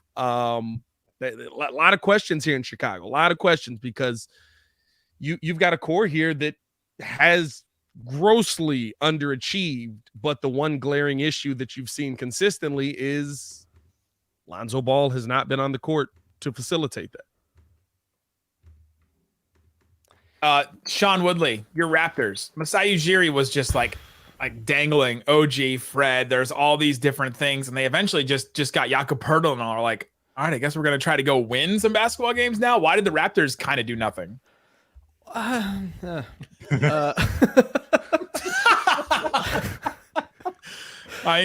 Can someone clip that that like sigh from Sean? I love Sean because Sean was just so confident this year that this is finally going to be the time where the Raptors were a better team than the Bulls. So yeah. They're like a game and a half back and got Yak in the door, baby. Watch out, 8th seed coming. Look, I think this is a bet on Scotty Barnes being really bloody good, and he's been awesome over the last 30 games or so. You know, there's this sort of thought that this is like a treadmill team. Oh, you're stuck in the middle. You're never gonna they have upward mobility because Scotty Barnes is there. They have a first-round pick this year, which looks like it might be pretty good. They have Pascal Siakam, who, despite all thoughts to the contrary by Nets fans, is an all-NBA player. He's really, really good at basketball. They have a weird roster. They bet on internal development this season that didn't come. I could see them saying, hey, now we have a real rim protector. We saw in the first 56 games of the year that this team badly needs a real center. We can't operate without a real center. Let's go get a real center. And maybe their thinking here is you get the last couple months of the season to see what this group looks like with a real center. And it should be said, Christian Koloko is one of the greenest NBA players I've ever seen. He's very, very green. He looks like Bambi. And yet, when he's been on the floor this year as the Raptors rim protector, the Raptors have a 103.9 defensive rating. Like, this team can work with real rim protection. I don't necessarily agree with not doing something more. Again, I think trading OG would have been a real proactive move here. Maybe the way the KD market played out sort of changed and altered the market. But it's to answer the question that comes in from Glenn in the chat there, like, fit matters. Chemistry matters. Playing style matters. And I do think that, like, it's unquestionable the players on this team are talented. The fit's weird. I think it gets weirder with Jakob Poeltl, so I don't love them not doing anything here. But they've also had a long, propensity for keeping their own guys in free agency, using them in sign-in trades. I mean, they got Precious Achiuwa out of the Kyle Lowry sign-in trade, and that he's been awesome. He's a part of their core going forward. They've had a lot of success keeping guys. They can always trade OG this summer as well, and maybe there's more of a market for him. More teams can get in the mix and convince themselves they're one OG away. I get the logic here. I don't necessarily agree with it, but this isn't some stuck on the treadmill for the rest of time sort of team. Because they have Scotty Barnes, who is 21, they've already gotten their lottery luck. I think it's a matter of getting some internal development, maybe finding some different lineup combos that work with Jakob Poeltl in there. I do expect they're going to make the play-in at this point. Like, they're not going to go bottom out. They traded their first-round pick in 2024. I would expect they're in the 10th spot right now, and the Pacers continue to tumble. I would expect they make the play-in. I wouldn't even be shocked if they make a run at like the 6th or even 7th seed. They're only 4.5 games back of 6 right now. And their schedule, if you look at their upcoming schedule, it is so easy, it's hilarious. Again, I don't totally agree with the process here, but I understand the thinking if the offers weren't there for the guys they wanted to move. Because Masai Ujiri is not just one to make a trade for the the sake of making a trade, and that is a thing to be appreciated in a front office. Having 3 pending free agents you plan to re-sign in the offseason, that is a little trickier, especially for a team that's had a lot of talent drain in free agency in the past, and Kawhi and Serge Ibaka, Marc Gasol, Danny Green, and so on down the line. So confusing. I'm really interested to hear what Masai Ujiri is going to say in a few minutes here. Adam Armbrecht. I was gonna ask Sean a question real quick. Yeah, is this getting to a point where there's a lot of questions swirling around Nick Nurse's production here and what kind of coach he can be around this team moving forward? I think Nick Nurse is one of the best tacticians in the NBA, but we haven't seen this team really come together in the sense that we thought. And everyone agrees with what Toronto fans are seeing. This team has really good players on it. Yeah, there's a reason the whole league was reportedly lining up for guys like OG, right? Like he's a very good player. I think Nurse, I mean, honestly, this might be part of the Nurse evaluation process too. You get Poeltl in. The big issue with the Raptors this season, actually, their offense has been good. They've actually kind of undergone an offensive change of identity over the last month and a half, and they've been like a top 10 offense since January 1st, which is great for a team that to begin the year was number 30 at times in half-court offensive efficiency. They were really bad there. They've turned that around. The defense has been the problem, and I think you hinge that on the game plan and just like Nick Nurse's very aggressive style being super hard to maintain over the course of 48 minutes, let alone 82 games, and not having any other way to play because they all had the same, everyone's the same size. Everyone's the same player, basically. Poeltl allows them to play a more sort of multiple defense. They can play deep drop if they want. He can come and hedge high if you want. You can keep on playing your super heavy scramble defense with Yak back there as your cleanup messes at the rim guy. You know, I do think this is a big test here. Nick Nurse, I believe, has 1 year left on his deal, as Shams reported, going into the offseason. These next 26 games are going to be incredibly important for seemingly everyone involved with the Toronto Raptors. And if things don't go well there, if there become sort of very clear things that aren't working, then I think the offseason you could see some really big stuff go down. Adam Armbrecht, the Brooklyn Nets had all these wings. They traded Jay Crowder, but they kept them all. What do the Brooklyn Nets look like the rest of this season? Yeah, it was fun. That was the one thing. I mean, after the Durant trade and everything, we looked at the roster. After that old thing. After that little thing they did. It's that little tiny thing that they did where they blew up their franchise. After that, though, like I assumed, like they sent out a first-round pick to Utah to bring in Royce O'Neal in the offseason. So I kind of assumed that he might get moved on from here. Seth Curry's hurt right now, but he's in an expiring contract after this season. They moved TJ Warren along with Kevin Durant. He was on a 1-year deal. Markieff Morris went out with Kyrie Irving in the final year of his deal. So like I thought that they would try to shed some of these other contracts. The only thing I can say is that they still have one roster spot open as it stands right now, and a lot of these other guys have another year of control. So they can wait to the offseason and see what it looks like and go into next year and maybe have some of these guys like even Sumner showcase, hey, what could I be to somebody else, and then go back to the well. I don't know what their rotations are going to look like right now because I assume that they would thin out a Royce O'Neal, try to get rid of a Seth, try to dump a Joe Harris contract if you could, like just to thin out the roster. My original thinking was it's Johnson, it's Bridges, it's Dinwiddie, it's Cam Thomas, and it's Nicholas Claxton. Like, okay, and then you mix in Dorian Finney-Smith, and you go from there, right? Like, you still have Yuta on this team. So I don't know what the disrespect team is going to be. What's that? The disrespect. We'll mix in Dorian Finney-Smith. No, I like him. I don't even care. Like, but it's more like I don't know. Like, we don't I care. know. I care. Adam. Offense I care deeply. Yeah. Oh. But the other thing is, I don't know if maybe there was like very low level mentioning that the Nets were willing or trying to potentially look to attach some capital to Ben Simmons' contract to dump it. And I wonder if that's like what the final hours towards the deadline were like focused on. Hey, can we get rid of this last large financial burden we have right now and then worry about everything else later? And honestly, like I'm okay with that if you roll through the rest of this season kind of just figuring out what players do you want to keep around, what players do you want to move on from. It's murky at best. Who's the starting lineup for the Nets right now?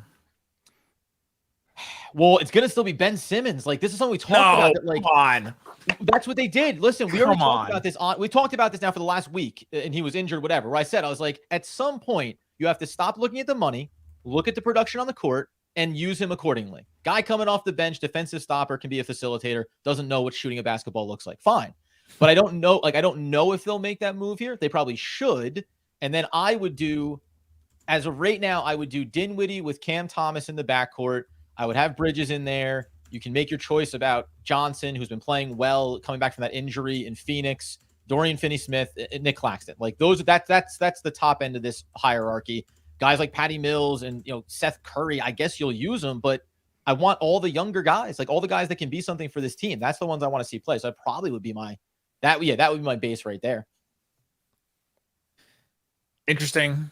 Anybody expect the Nets are the Nets just going to completely fall out, John? Or do you think that? Oh yeah. Well, let me tell you, John, the next 10 games are all against Eastern Conference teams, and 8 of those are teams that are behind them in the standings right now. So we've beaten y'all twice this year. I'm not worried about you. I'm not talking about you. I'm sorry. Celtics. Since there's so many Mavs people in here, Christian Wood just traded beat y'all trade rumors with an emoji with a tongue out face. He did not want to get traded from this team. He wanted to be on a winning team. He wanted to be a player that was like played in the playoffs. He's never played in the playoffs before.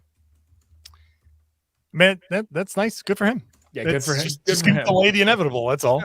Well, I mean, is he going to play this year, right? Like, and they're going to come to a point where it's like, we technically can't put this guy on the court because of how bad he is as an on-ball defender. Yeah, I mean, let's just roll into the playoffs with the absolute worst defensive team in the West, and that was what I was saying to you before, Nick. It wasn't about like your like what they did in getting Kyrie, but you said we talked about it. Like Dallas is not exactly deep when it comes to their rotations here, so it's just. I guess you said buyout market for them, but they got to like strike a little bit of gold if they're going to be feeling confident about going to playoff series. The West is so spread out right now. Like the Nuggets are the best team, right? The Grizzlies have, they've been up and down. They've been really good, and then they've been awful, and they've been back to good again. Yeah. Everyone else is like, I feel like everyone else got better. Mavs, I think, got better. Suns definitely got better. Clippers, we can go back and forth, but they're at least healthy now, so they're better. The Warriors got better. Gary Payton, they got better. Bringing him back. They got better a little bit. Lakers definitely got better. Like that's just important for them. Even though the Lakers are down there, but yeah, the Western Conference is interesting. John Karalis, your Boston Celtics, they get Moose. Mike Muscala didn't really do anything else.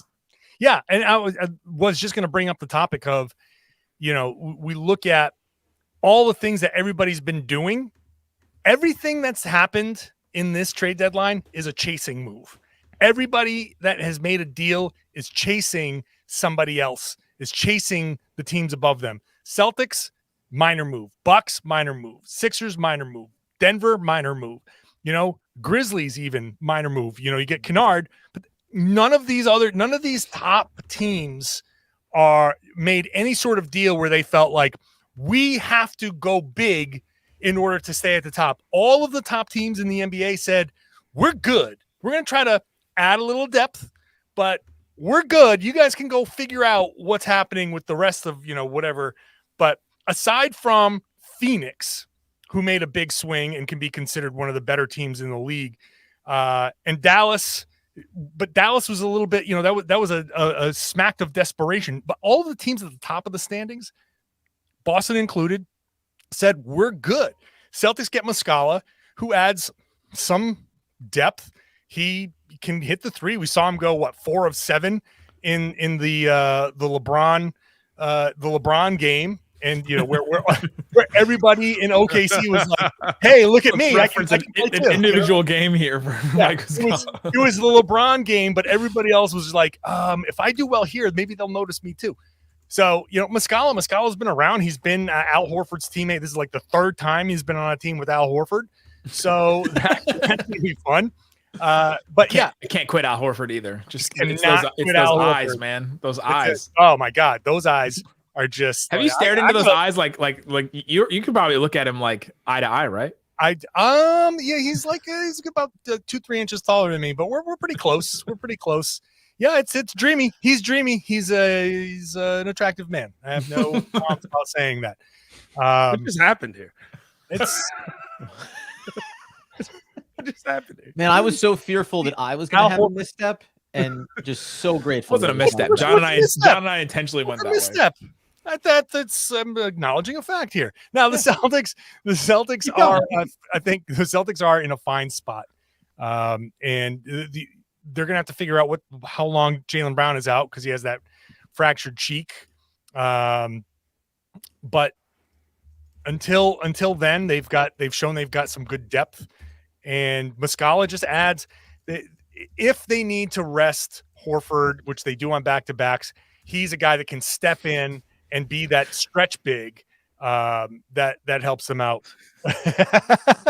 Yeah. I love that the chat is chiming in. Kelly Oubre has the best eyes in the league. That's what I was saying. Like, it's not the comment that you made. It's just being so off base. That's what I was really concerned about. I was like, God, that's embarrassing. Sean left. Sean couldn't take it anymore. I was like, yeah, He gets very uncomfortable. I'm here talking about basketball, and these guys are like comparing eyelashes. I think Muscala helps, but yeah. The Boston Celtics, though, how do they stack up with the rest of the East? The rest of the East didn't really make any big moves. The Nets moved out, it feels like. And then you have the Milwaukee Bucks is kind of the same. Sixers kind of the same. Everybody else is just kind of the same team, right? Yeah. And Cavs. so I think everybody is kind of stayed pat. Like no one did anything major at the top of the East. So, can the Bucks? What are the Bucks? What can they expect from Jay Crowder? The Sixers made some end of rotation moves. They all feel comfortable. The Celtics feel comfortable where they are. You got Tatum when they're fully healthy. They've got a great two-way lineup. They were for a stretch, and I don't know if they still are, the only team in the NBA. They were top 4 offense and defense. So when they're fully healthy, when they're playing their best, they are kind of at the top of the league. So they were never going to make anything besides a depth move. And they still have a lot of teams are talking about buyout. We're all talking about the buyout market, and we know that buyouts can be fool's gold. Yes. But this could be a very competitive buyout market. I'm very curious. I'm very curious to see what the buyout market does look like. And the Celtics have a disabled player exception from the Gallinari injury that gives them $3.2 million that they can spend in the buyout market. Top record in the league, plus $3 million, which is more than the minimum. That gives them an advantage. So they still have an opportunity to add depth, which is probably why they didn't make a ton of moves. Oh, speaking of beautiful eyes, can we before we address the beautiful eyes in the room? Can we talk about the funniest move that was made on the deadline that we all cackled at out loud on live stream? Jackson Gatlin, Houston Rockets reacquire John Wall. After the Theo Pinson podcast, after Rafael Stone didn't want to play him at all and decided that he wanted him to sit, John Wall coming back to the Rockets. Trash. You can't make this up, guys. This is elite NBA scripting. What a full circle moment for the Rockets. The script has been leaked. This Arian Foster in the NBA here? Oh man, the moment all the speculation trying to figure out, okay, where's EG going? Clippers heavily rumored, and then you're looking at it and you're like, man, John Wall's salary would work for this trade. So it was fantastic. And then the Rockets trying to offload Eric Gordon for years now. I'm happy he's in a winning situation. I'm gonna run it back the 2K Eric Gordon sound bit one more time. Oh my, someone called the National Weather Service. We had an unanticipated storm in the building tonight. Oh, is that Eric Gordon? Eric Gordon doing some elite voice acting for NBA 2K. I've never heard his voice before. It's fantastic. The Rockets, they're just the same now.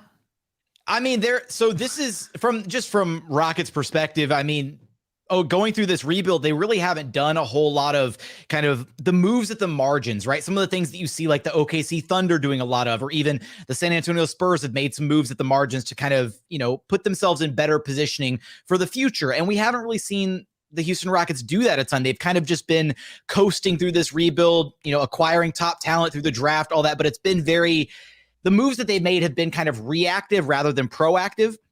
This to me was a really, really encouraging trade deadline, being able to trade Bruno Fernando, Garrison Matthews to the Atlanta Hawks. You get back a couple solid veteran pieces, as well as a couple future seconds. And then moving on from Eric Gordon and basically improving what would have been, I don't know, a pick somewhere in the 25 to 30 range in this year's draft, the Milwaukee Bucks pick that the Rockets own, being able to trade for swap rights with the LA Clippers and effectively move that pick up in the draft. Right now, the Clippers pick would be 18th in this year's draft. So they basically move up that pick 10 spots if the draft were to happen today. I think that's ultimately a fantastic return for Eric Gordon, who is an expiring contract and, has some value to a winning team, but it looked like the Rockets, the market for EG might not have been great. So I think it's a really, really solid deadline overall. They still stink though.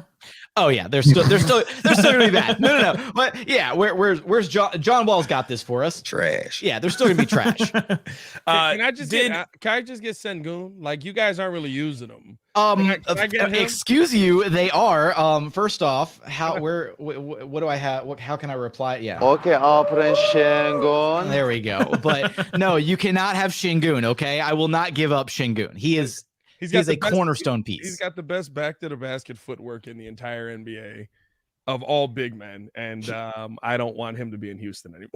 He is a phenom. No, he is a building block. The 2-man game between Jalen Green and Alperen Şengün is going to be the building block of the Houston Rockets for years to come.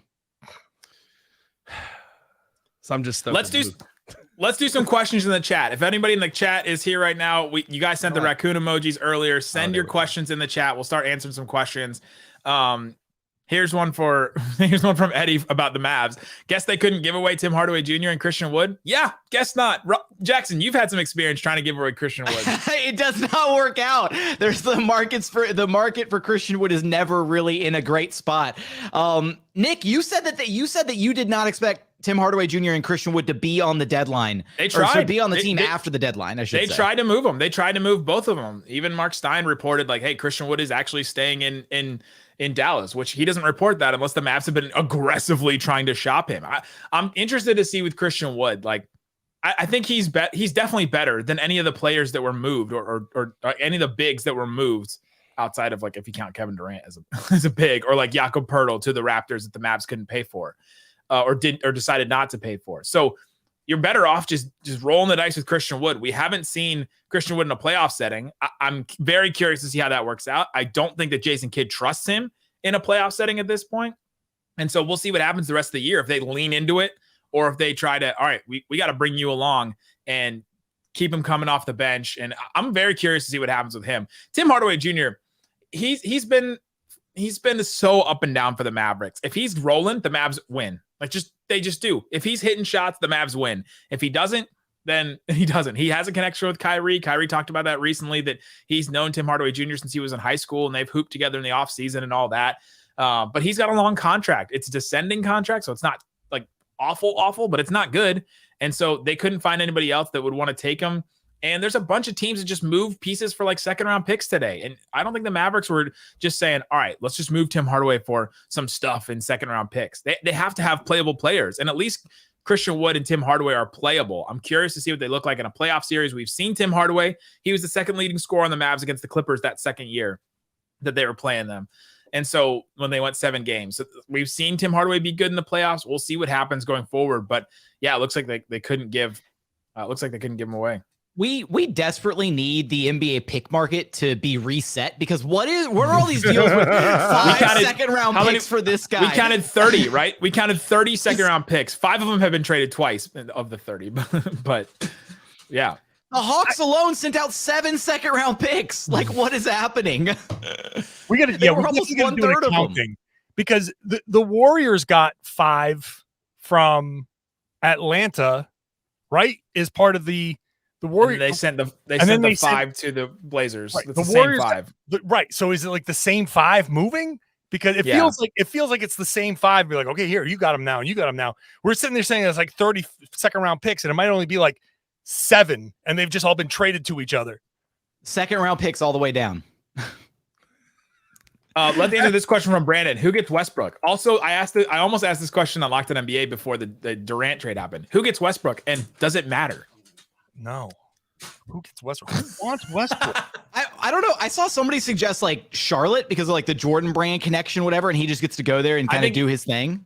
If the Clippers don't want him now, because the Clippers have gotten they got Bones Highland and Eric Gordon and Plumlee. Like if the Clippers are out of it now, it seems like there's a report earlier that Paul George was recruiting him. But if the Clippers don't get him, Doesn't he just go back to the Wizards?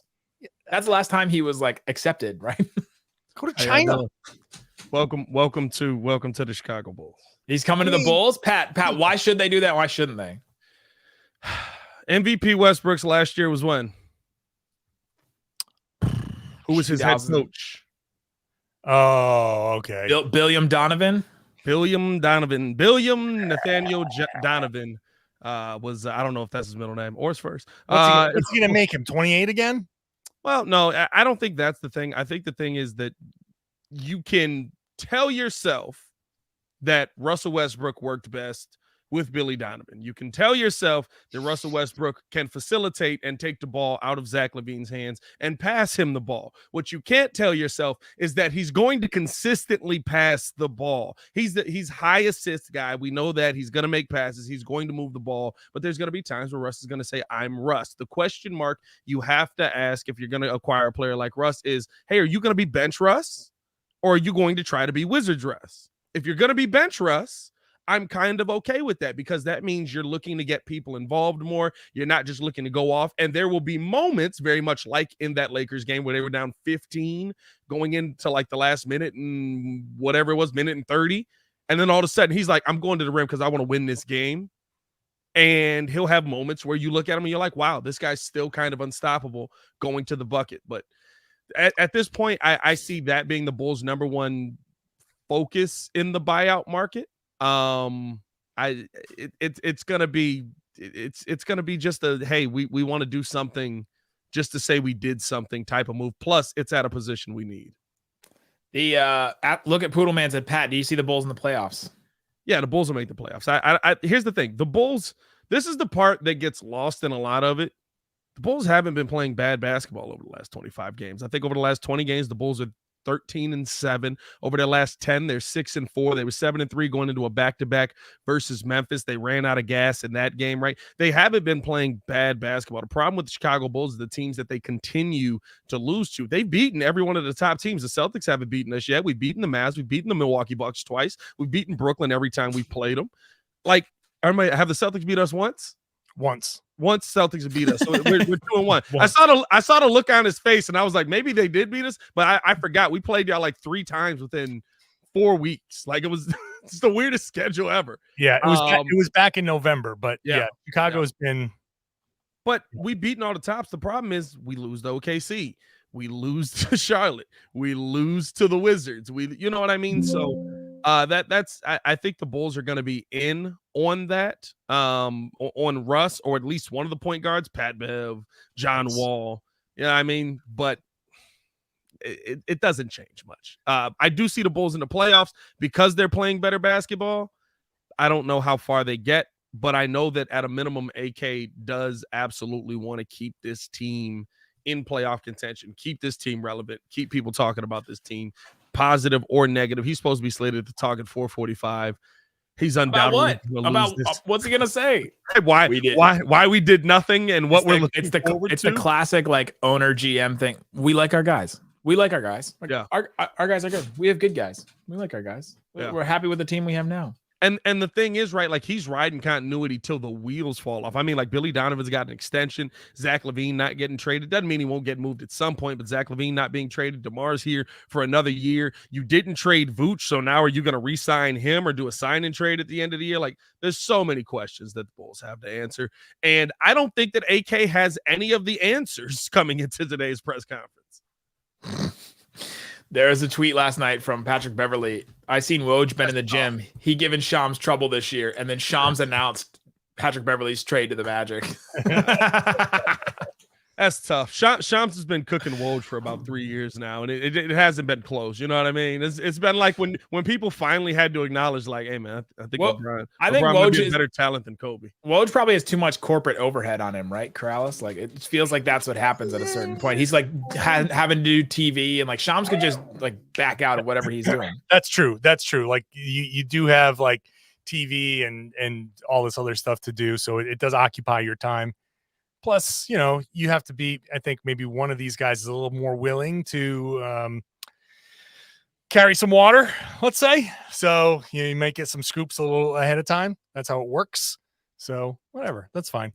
Either way, Is, I don't even care who's first as long as I get the information. It's like if somebody has it like 10 seconds before the other one, like, Yeah, it doesn't really matter to me. the clear MC Hammerbroke said, "Who's the clear-cut Wemby tanker after the deadline? Did anybody change their? We talked about the top teams. What about the bottom teams? Anybody change their?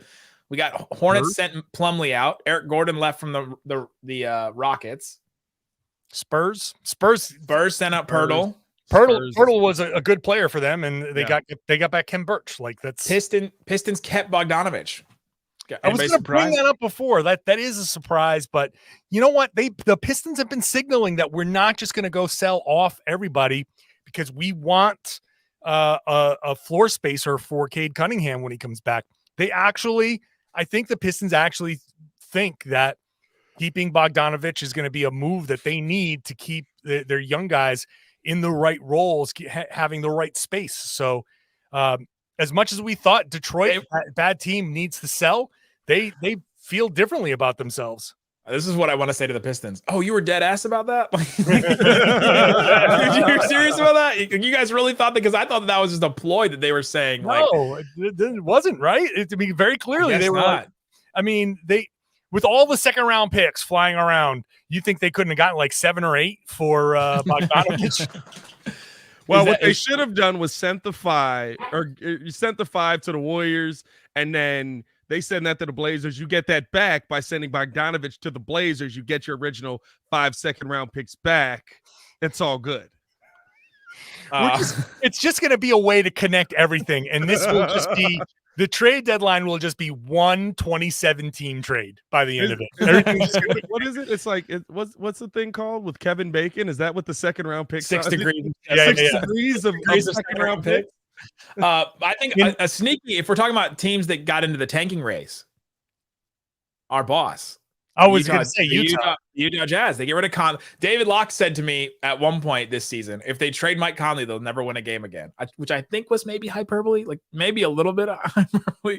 But they traded Conley. They traded Vando. They traded, Malik Beasley, and all they got back was Westbrook, who they're going to buy out for sure. So. Yeah. Have they won too much already, though? That was sure. 100%. They've won way too much for Wemby. That's why I was confused by it, right? It's like, yeah, for the future, this is great. And John, you can speak to this, right? Like Danny, he loves to have these picks to say, I'll trade every one of, and then he makes most of the picks. It's not like he's going to trade these picks away. He's going to draft most of these people. Yeah. Okay, for the Jazz, though, if they're going to go in like the Wembanyama sweepstakes, they right now currently have a 1.5% chance to get number 1. The difference between them and a 9% chance. Listen to these teams. Thunder, they didn't get worse. They're still good.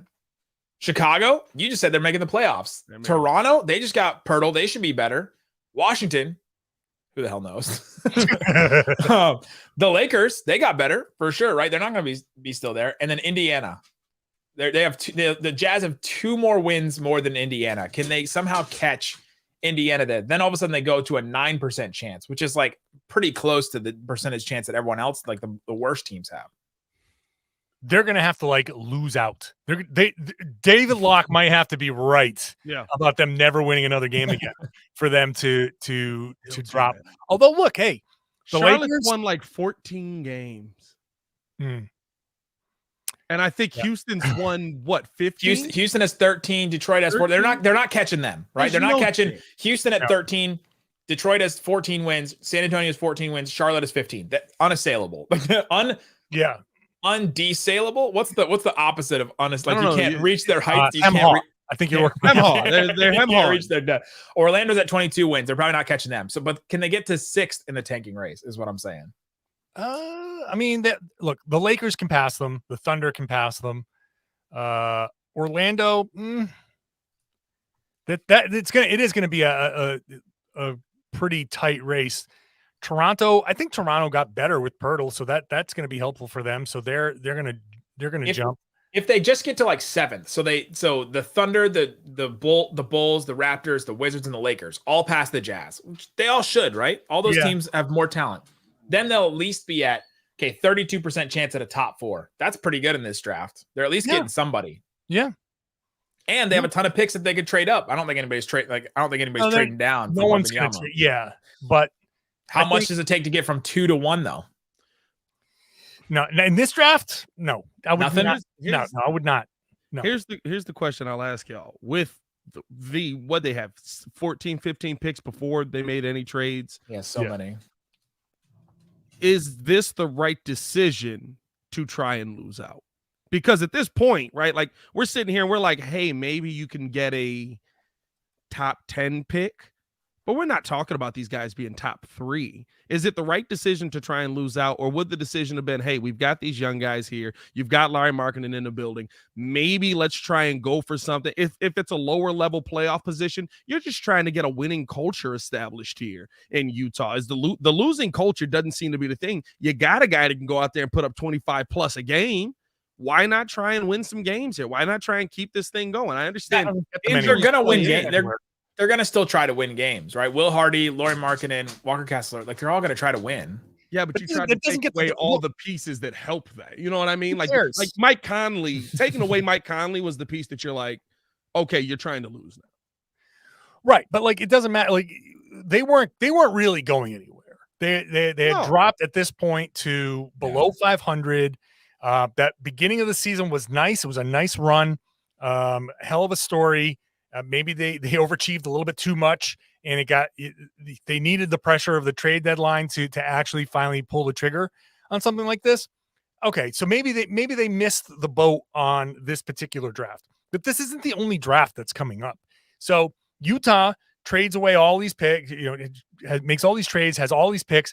They have a ton of cap space next year. Like, what is it, $60 million in cap space? Yep. So they can play it. They can play the game now.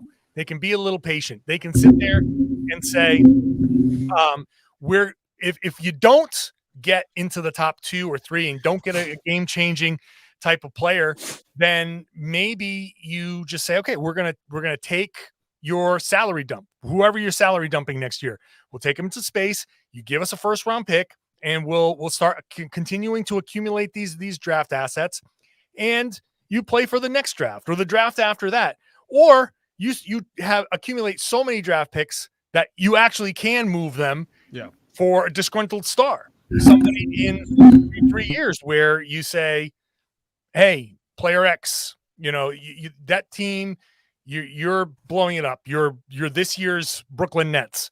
We'll give you all of these picks, your 5 picks, your 10 pick, whatever the hell it is that you want. We'll get your disgruntled player. He starts fresh over here, and we rebuild that way. The Wembanyama, the Wembanyama draft, obviously he's transformational. One team is going to get Wembanyama. The rest of the teams have to have plan B, C, D, and E. So that's it. Yeah. Did he win too much for this year? Sure. Tanking isn't only about this year. There's a whole path to be traveled. They're having their cake and eating it too. They're just not getting like the creme de la. They're not getting the best dessert. What's the best dessert ever? Hey, like the one from 30 Rock with the actual gold on it. Remember that dessert? But maybe, Valentine's Day. Or maybe somebody drops it and you pick up the winning lottery ticket. You find that scratcher in the trash, and you're like, oh god, it could happen. So it's not out of the question. I think that's the thing, though, right? Like and that's the part that cracks me up about this. And I love how Danny Ainge builds these teams and stuff like that. And he probably will, right? In the draft, eventually, he's gonna find the right guy that's gonna be the next player. I do have confidence in that. But he's not trading these picks. He's not going to get a guy. He's not jumpstarting this thing. We know that. How many of the picks in Boston did he actually trade for players? Let me just give me the Boston guy. Give me the Danny thing. Let me set the record straight just a little bit. Let's do it. Because so Danny Ainge is definitely a guy who wants to win trades for sure. So he's not just going to be, by contrast, over here, Brad Stevens has traded multiple first round picks. Yeah. He's not going to be like that. He's not going to want to sit there and say, hey, every team wins. He kind of generally wants to have some sort of big win. Which is why I thought this trade that he just made with the Lakers in Minnesota was incredibly reasonable from his part. So it's a little out of the ordinary for him there. But there were circumstances with Anthony Davis that didn't allow him to make a trade because of the Rose rule. and the Celtics traded for Kyrie. So the Kyrie trade demand comes out of nowhere. Yeah. Then he makes the trade for Isaiah Thomas and Jay Crowder to go to Cleveland. So that was kind of not part of the plan. He'd had his eye on Anthony Davis for a while. You bring in Kyrie Irving. He's a Rose Rule guy.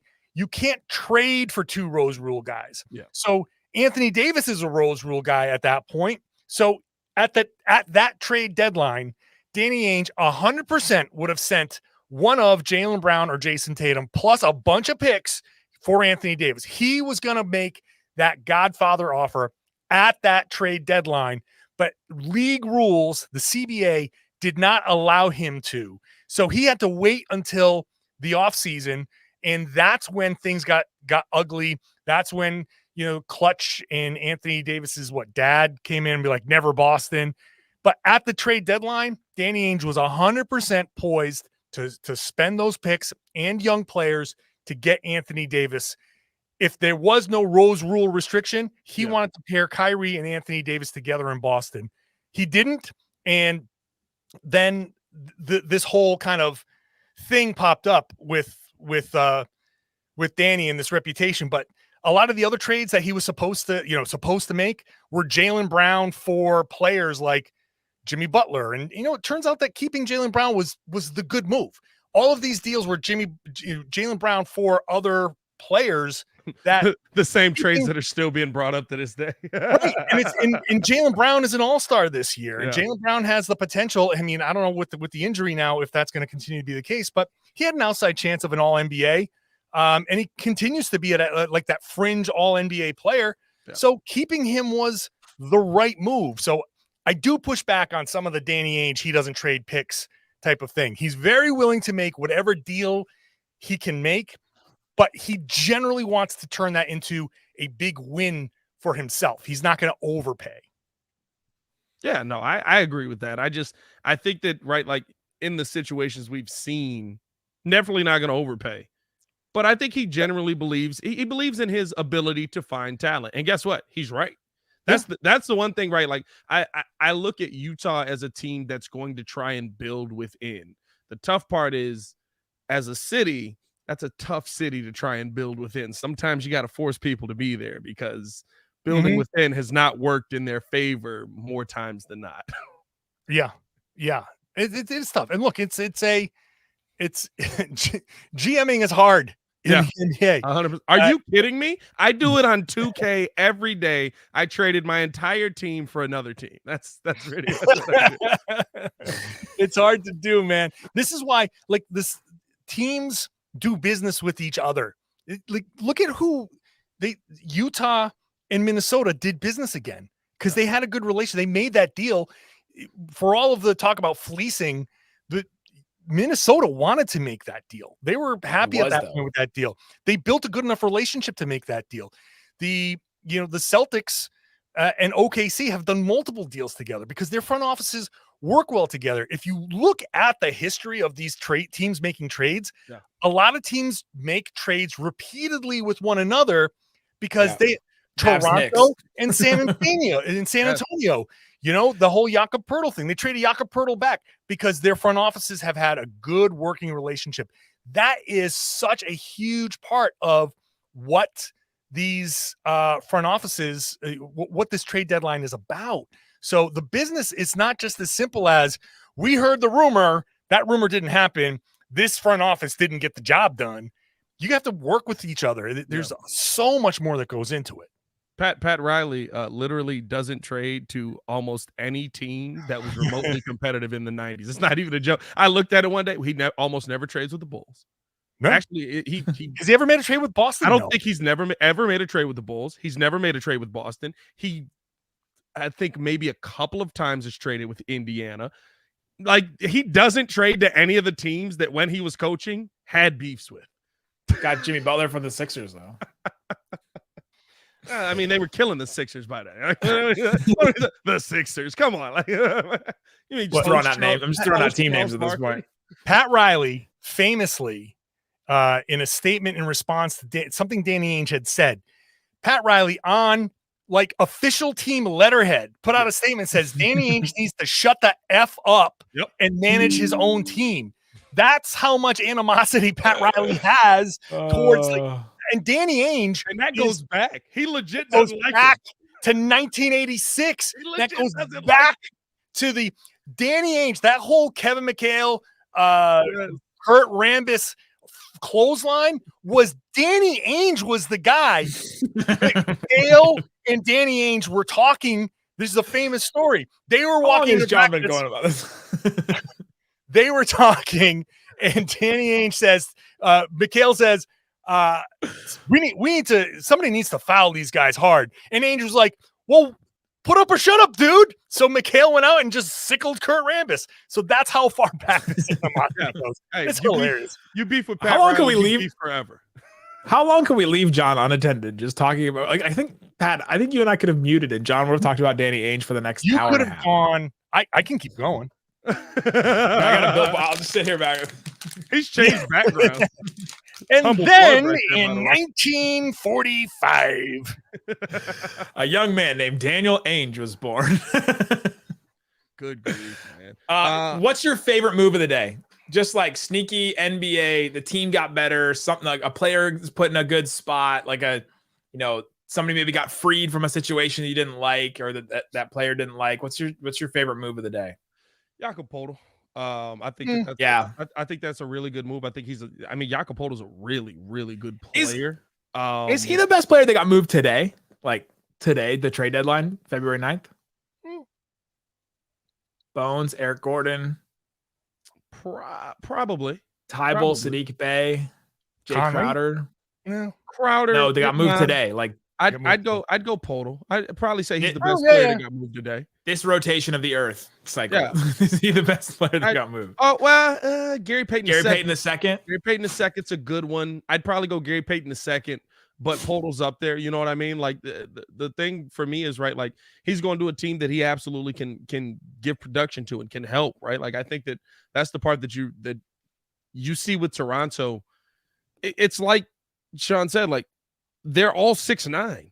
Like the whole team outside of Fred VanVleet is 6'9". So it's good to have Jakob down there. He's got really good footwork around the basket, does a really good job getting an open shot, does a really good job opening things up for point guards looking to get a shot, which Fred VanVleet needs desperately up there as well. Somebody who can come off and screen. And you know what? He's a big that weighs more than 108 pounds.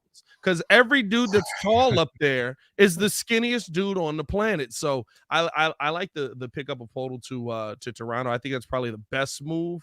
I'll say that it's probably my favorite. It's probably my favorite move. Gary Payton II might be the best move. That's a good one. That's a funny move, but it's a good move for them. All right, can I just throw out, and I fully prepare for people to laugh at me. Sadiq Bey to Atlanta. I think it's an underrated move. Being able to move them. So Detroit, and we've talked to Koo about all this, the lockdown distance host. Just say it, Koo. Just say it. Just does not want 3-and-D guy. Can't hit three. Can't defend. But I just feel like, and if he had gone to the Warriors, it would have been better because obviously, better players around him. But I've seen enough of Sadiq Bey to say that he has that potential. He's still young. I think he's a role player that had too much freedom in Detroit. And when you can kind of focus a guy like that into, you know what, you're playing alongside Trey, you're playing alongside DeJounte, you're playing alongside some good players around here on the Hawks. You don't need to do anything besides catch, shoot, and defend. That's it. You don't dribble, don't pull up off the dribble. We don't want none of that stuff. We're going to set some flare screens. You're going to catch, you're going to shoot, and you're going to defend. And now defending on the Hawks, that's going to be tough because you still have to make up for the deficiencies of a few other players, including the worst defender in the league. But what was that? Don't the Hawks have this already? They have AJ Griffin already, right? Don't they have this already? No. First off, let's not disrespect AJ Griffin. AJ Griffin can play. Okay, so Sadiq Bey is now in a role behind somebody that does what he does already. I don't know. I think it's an underrated move that could pay off.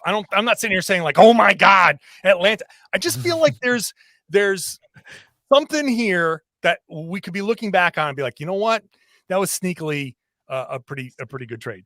That's the question is who I don't know if I'll say the part of the trade that I'm most impressed by is the Wiseman to the Pistons part, right? Because clearly Bagley isn't the answer there. You want to go upside. You got a ton of young pieces on this team. Wiseman's a guy, especially in an Eastern Conference, that many of these teams are saying, hey, we're going big again. We want twin towers. We want big bodies down here. If you're going to win in the long run, you're going to need tall guys that can go out there and make plays. James Wiseman's a guy who has been up and down, but also hasn't been allowed to play through his mistakes. And finally, I think he'll get that opportunity because on the Golden State Warriors, here's the thing. The Warriors have a way to play basketball. The Warriors have a way that has won multiple championships that they play basketball. You can't come in and slow that down. And I think when you saw Wiseman on the court, it slowed it down a little bit. And then that's why the Warriors went, maybe this isn't the time to try and develop this large young big. Maybe we should move him around a little bit or send him to the G League. And then he ends up getting hurt on top of that, right? So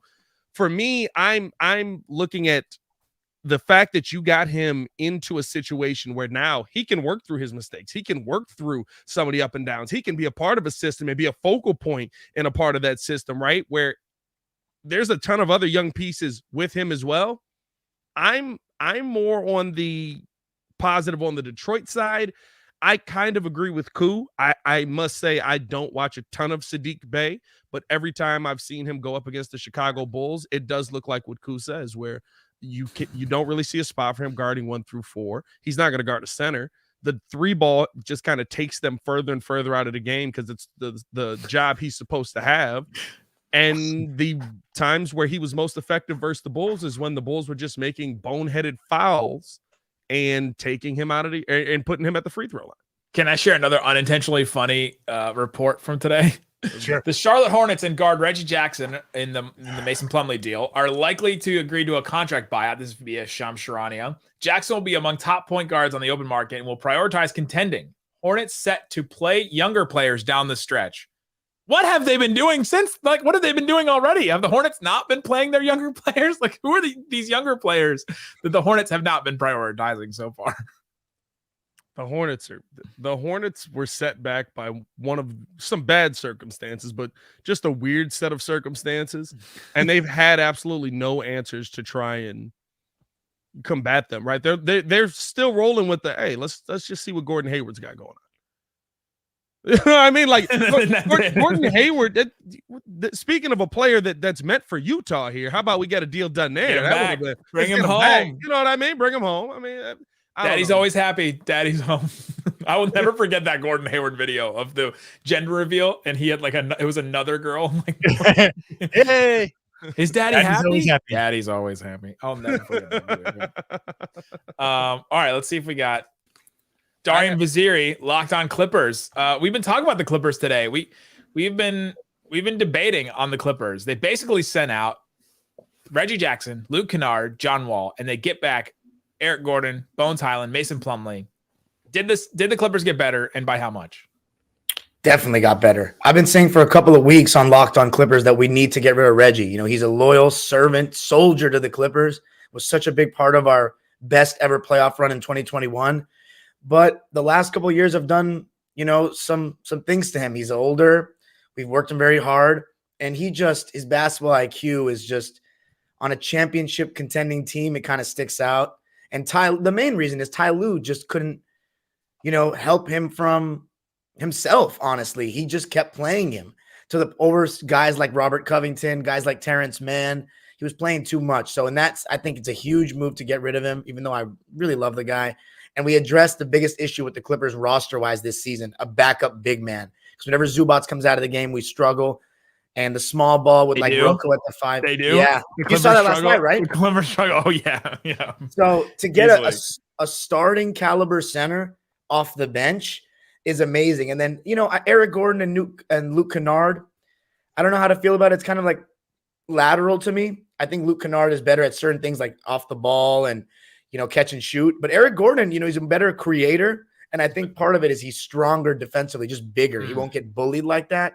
He's probably going to get beat off of speed. But he's also a former Clipper. We drafted him in 2008, and he was the biggest centerpiece of the Chris Paul trade. And I'm not going to lie, even though I was really ecstatic we got Chris Paul, Eric Gordon was my favorite Clipper for 2 years before Blake Griffin. So I'm excited. You forget the Clippers were in an era where Eric Gordon could be your favorite player. That's right. He was averaging 20-plus points per game. And then as for Bones Highland, yeah, I'm curious to talk to some more Nuggets fans about it. I know they've been trying to move off him for a couple of weeks.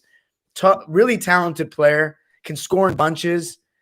I don't think he has much interest on the defensive end, though. Curious to see where he fits, but we got some youth in there, like a younger, more energized Reggie Jackson, honestly, with more skill, in my opinion. I love the Clippers' ability to say, hey, bud, we're done with you because we're trying to reset this thing and move in the right direction, and then circle back around and go get that guy again. It really is impressive how they continue to do that with so many players. The one thing I'll ask you about the Clippers is this, right? Like, do any of these moves, if they make them better one way or the other, do any of these moves make you feel like, okay, now we're in this championship era of what the Clippers can get to? Or is it still like, I don't really know what Kawhi is at times every night? What's PG going to be doing? Are they both going to be on the court together? Are you still kind of in the same mindset after the trade deadline?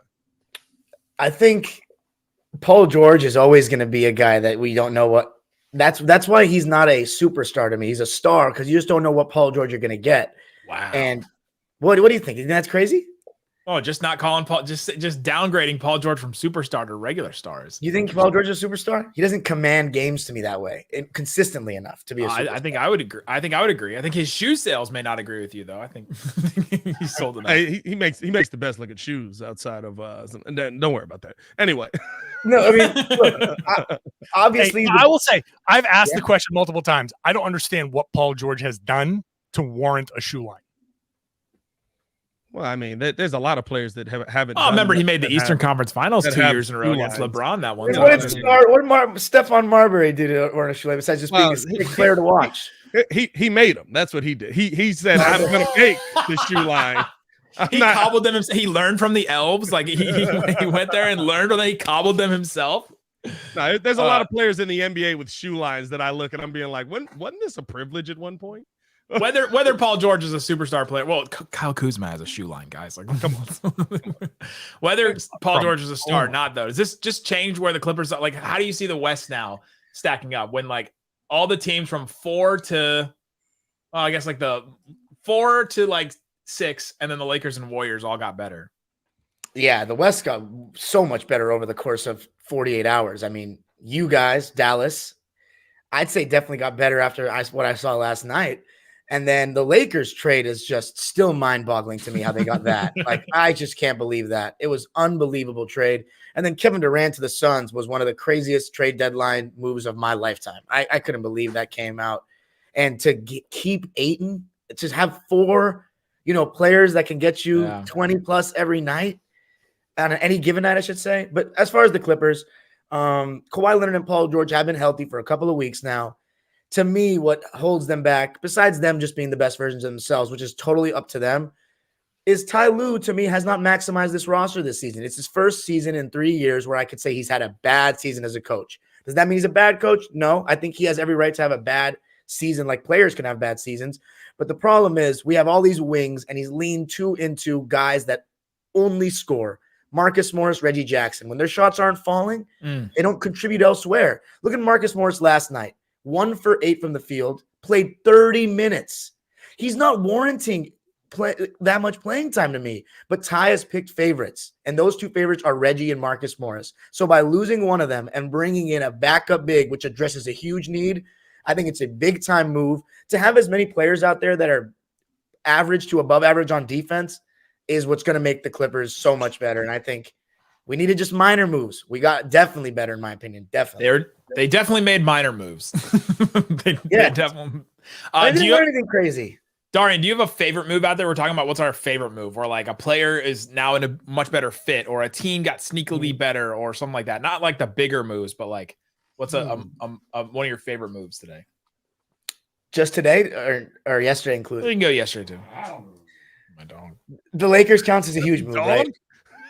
That was my dog. Did you hear him? He is like That upset sounded that he like has a to stay in this- person. Nick, turn the camera down. Who do you have tied up on the Hey. floor? Right now? Not Riley. That's why he didn't make moves. That's why he didn't make This it is, a my move. dog, this is my dog, Danny Ainge. Ainge. You missed Karalis' rant on Danny Ainge. Yeah. What's your favorite move, Darian? Does the Laker move count as a big move? Yeah. Well, I mean, just your favorite one. It could be any of them. Oh, well, I mean, I don't necessarily like it as a Clipper fan, but I mean, with the Suns going from their window being closed shut to now they have all the pressure in the world. I mean, Devin Booker is the second best player on their team. Like, that's kind of insane. And Chris Paul, for the first time in his career, is the third guy. Like, if Chris Paul can't be in that Jason Kidd kind of role Yes. in 2011, Yep. if he can do just that, it might be enough. But the thing I want to mention about Jason Kidd, though, was his defense against elite players, even at that age in 2011. Chris Paul is not doing that. But as long as he can make good decisions, knock down open shots, and not do a little too much, not do a little too much. I mean, third option Chris Paul, it's that's got to be the best move. It's Kevin Durant. Oh, it's got to be the best move. What was your I think one of my favorite ones, just like a random, the Thomas Bryant to Denver. It was sneaky. That was a real sneaky one. 3 second-round picks. You get a backup center for Denver. Like, they needed one. Remember when everybody clowned them for DeAndre Jordan, and then they've tried like the Zeke Naji thing, and that's just a sneaky move. Thomas Bryant has done some things. He's done some things for the Lakers this season. Yeah, not a bad move at all. Honestly, that's a pretty good one. Celtics have been quiet so far, John. Celtics only Mike Muscala. Why Mike Muscala? Well, I think for the regular season, it helps when you don't play Al Horford on back-to-backs. You get another kind of stretch big that you can throw out there with minimal kind of impact. You got a guy that can obviously doesn't defend as well as Horford, but you're just adding a little depth, adding a little bit of big man depth, and any guy with size that can shoot is potentially helpful. So minor move, but that's about all they were ever going to do. So Al Horford sits back to backs, like load manage. They load manage him. Yep, he does not play on the second night of back-to-backs, and Robert Williams has been kind of taking the front end off, so they usually have one of both. So that's just going to be helpful. I don't know how many back-to-backs they have left, but look, Rob with his knee every once in a while it gets sore, so he's going to have to sit. Horford just had some swelling in his knee, so he's going to have to sit maybe a little bit more. So for the course of the regular season, this is going to be a little bit of depth that gets the Celtics through the regular season without having to tax those guys, and you can kind of go into the playoffs just maybe with just a tiny bit fresher legs. You think he's going to get any minutes in the playoffs? Nope. I doubt your rotation's so good. Yeah, no, I mean that's you. It's in playoffs are what 8-man rotations, so you've got right.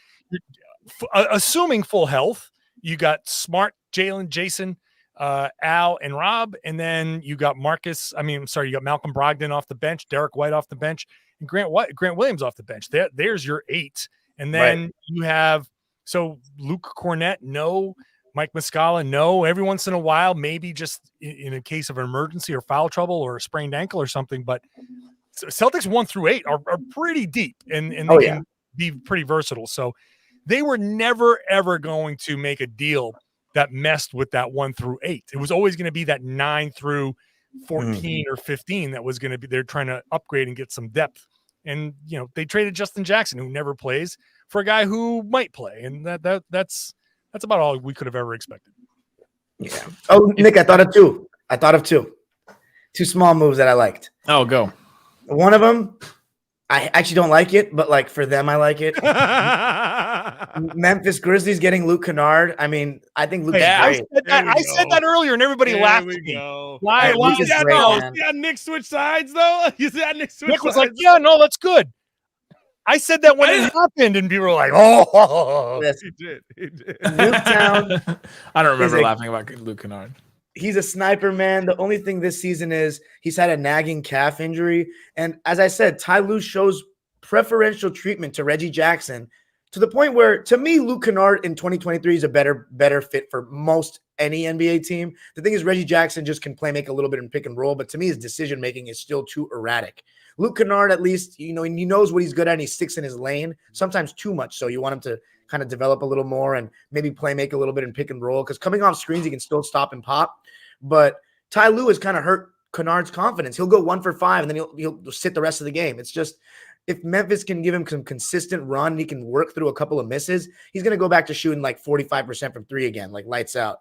And then my other move, Jaden McDaniels to Philly. You can never have enough good wings that guard. You can never have enough good wings that guard.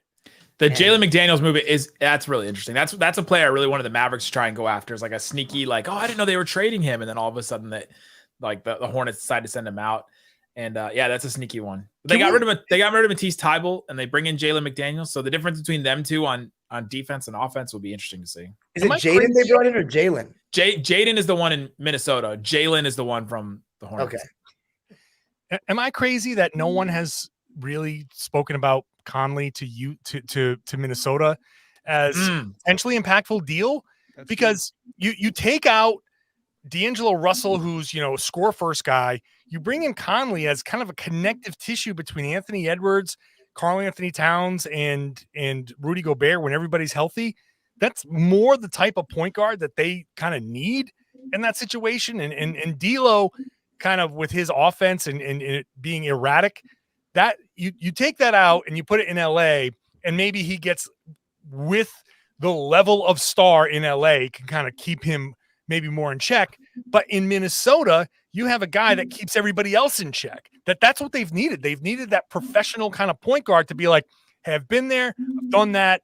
One of the most respected guys in the league. Nobody can say a bad thing about Mike Conley.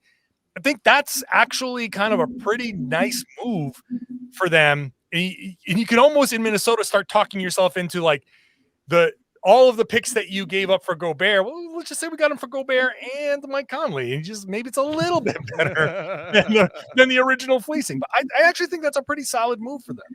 So you think that D'Angelo Russell's like, I can go get 20 points a night thing was hurting them? Yeah. I can go get 20 points a night. I will give you 23, but I'll go get you 20. Right. And he can go get 20 points on 20 shots, but like you don't need that. Your scorers are Cat and Anthony Edwards. You've got Gobert as an outlet for lobs and vertical spacing. You need a guy that can knock down some shots, but not be just a shot getter, shot taker. You just need a guy who can knock down the shots when he's open and find a way to just organize the offense. So you can say, hey, Cat, no, this way. You go to this corner. We're going to run empty corner for, in an Anthony Edwards action. And that's going to be something that kind of opens things up. You need that guy, especially on a team with a lot of young or young-minded kind of players to just say, I got all of you. I'm going to get all of you exactly what you need. Just let me kind of orchestrate this whole thing. It is kind of like the conductor getting, okay, that's the brass. This is when you come in. That's percussion. You guys, this is the time. This is the strings. This is when you come. Like all of that, you need that. And they didn't have that for a long time. So I think I'm not so sure where it gets Minnesota, but it does help Minnesota, I think, significantly. No, 100%. The thing about Minnesota that I think a lot of times we forget is when you don't have the veteran presence, when you have the youth, right? Like, I mean, D'Lo is a veteran. He is a veteran presence, right? But I mean, it's not the same as Mike Conley. When you don't have that guy that can come in and that's been in those big situations and been successful and can say, hey, listen, we're okay. Calm down. We don't need you to come down here and take the pull-up three with 23 seconds on the shot clock here because you feel like we're down too much. We can get back into this. You have the talent to do that. I think he's going to be so beneficial to Anthony Edwards. And I said this on Locked On NBA last night. The only guy who was ever willing to pass the ball to Rudy Gobert in Utah when Rudy Gobert had some of his best offensive game now plays again with Rudy Gobert. Yeah. That adds to the offensive output that maybe you feel like you lose with D'Lo. You're getting that back possibly in Rudy Gobert. Listen, he's the only guy. It was the only time where I'd be like, wow, Rudy Gobert can actually play in the pick and roll. I think he actually can. They should do that with Donovan Mitchell. And then you see 7 passes go around. Rudy wouldn't touch the ball. It would get to Mike Conley, and he'd be like, give it to the large dude down low with a point guard on him, and he's gonna dunk the basketball. I like that. Except that he doesn't. combination. He doesn't dunk the basketball. No, he did. Have you seen him in a playoff series? Little turnaround. He puts it up somewhere, but he You doesn't. You mean those playoff series where he's taking 7 shots in a game? Yeah, You know and what I mean? they should be dunks, and they're not. Like, why are these not dunks? Hey, listen, if every time I give you 10 shots a game, you put up 20 plus, I'm just doing some math here. Just doing some math. I'm not saying we're great at math. Clearly, we've seen math isn't our strong suit today. But if every time I give you more than 10 shots a game, you put up 18 to 20 plus points, I'm going to give you more than 10 shots a game. I think Mike Conley understands that, or at least give you 10 shots a game. And I think that's going to add to what the T-Wolves are going to be able to do as well. My question is this, though. Do you think do you think for this non-cat stretch, it was better to have a guy that can get you 20? Do you think they needed that scoring with Karl Anthony Towns out for so long? I think you have to get the scoring where you can, and it doesn't help you if, like Nick and John said, right? Like if you give me 20, but then somebody gives you 23, right? Like D'Lo should be an assassin. He should be a mercenary. He should be the guy that you're bringing off the bench, and you say, hey, we need somebody that's going to go out there and knock down shots. You don't want him in the starting role, I don't think, right? Like he's an offensive juggernaut. He's a defensive liability, and that's okay. You can have those guys on your team, but you want to use them in the best position possible. You don't want to just, hey, you're the every night starting point guard. You want to have a guy that, for me, right, like Mike Conley can go out there and he's lost a little bit of a step defensively, but you know what he's going to provide to the rest of the team. You know what his awareness, his calmness, how his vision is going to be able to elevate Anthony Edwards, elevate Rudy Gobert, elevate Cat when he does come back, right? And I just don't think you had that with D'Lo at this point. You had an assassin that had to play at the number 1 spot.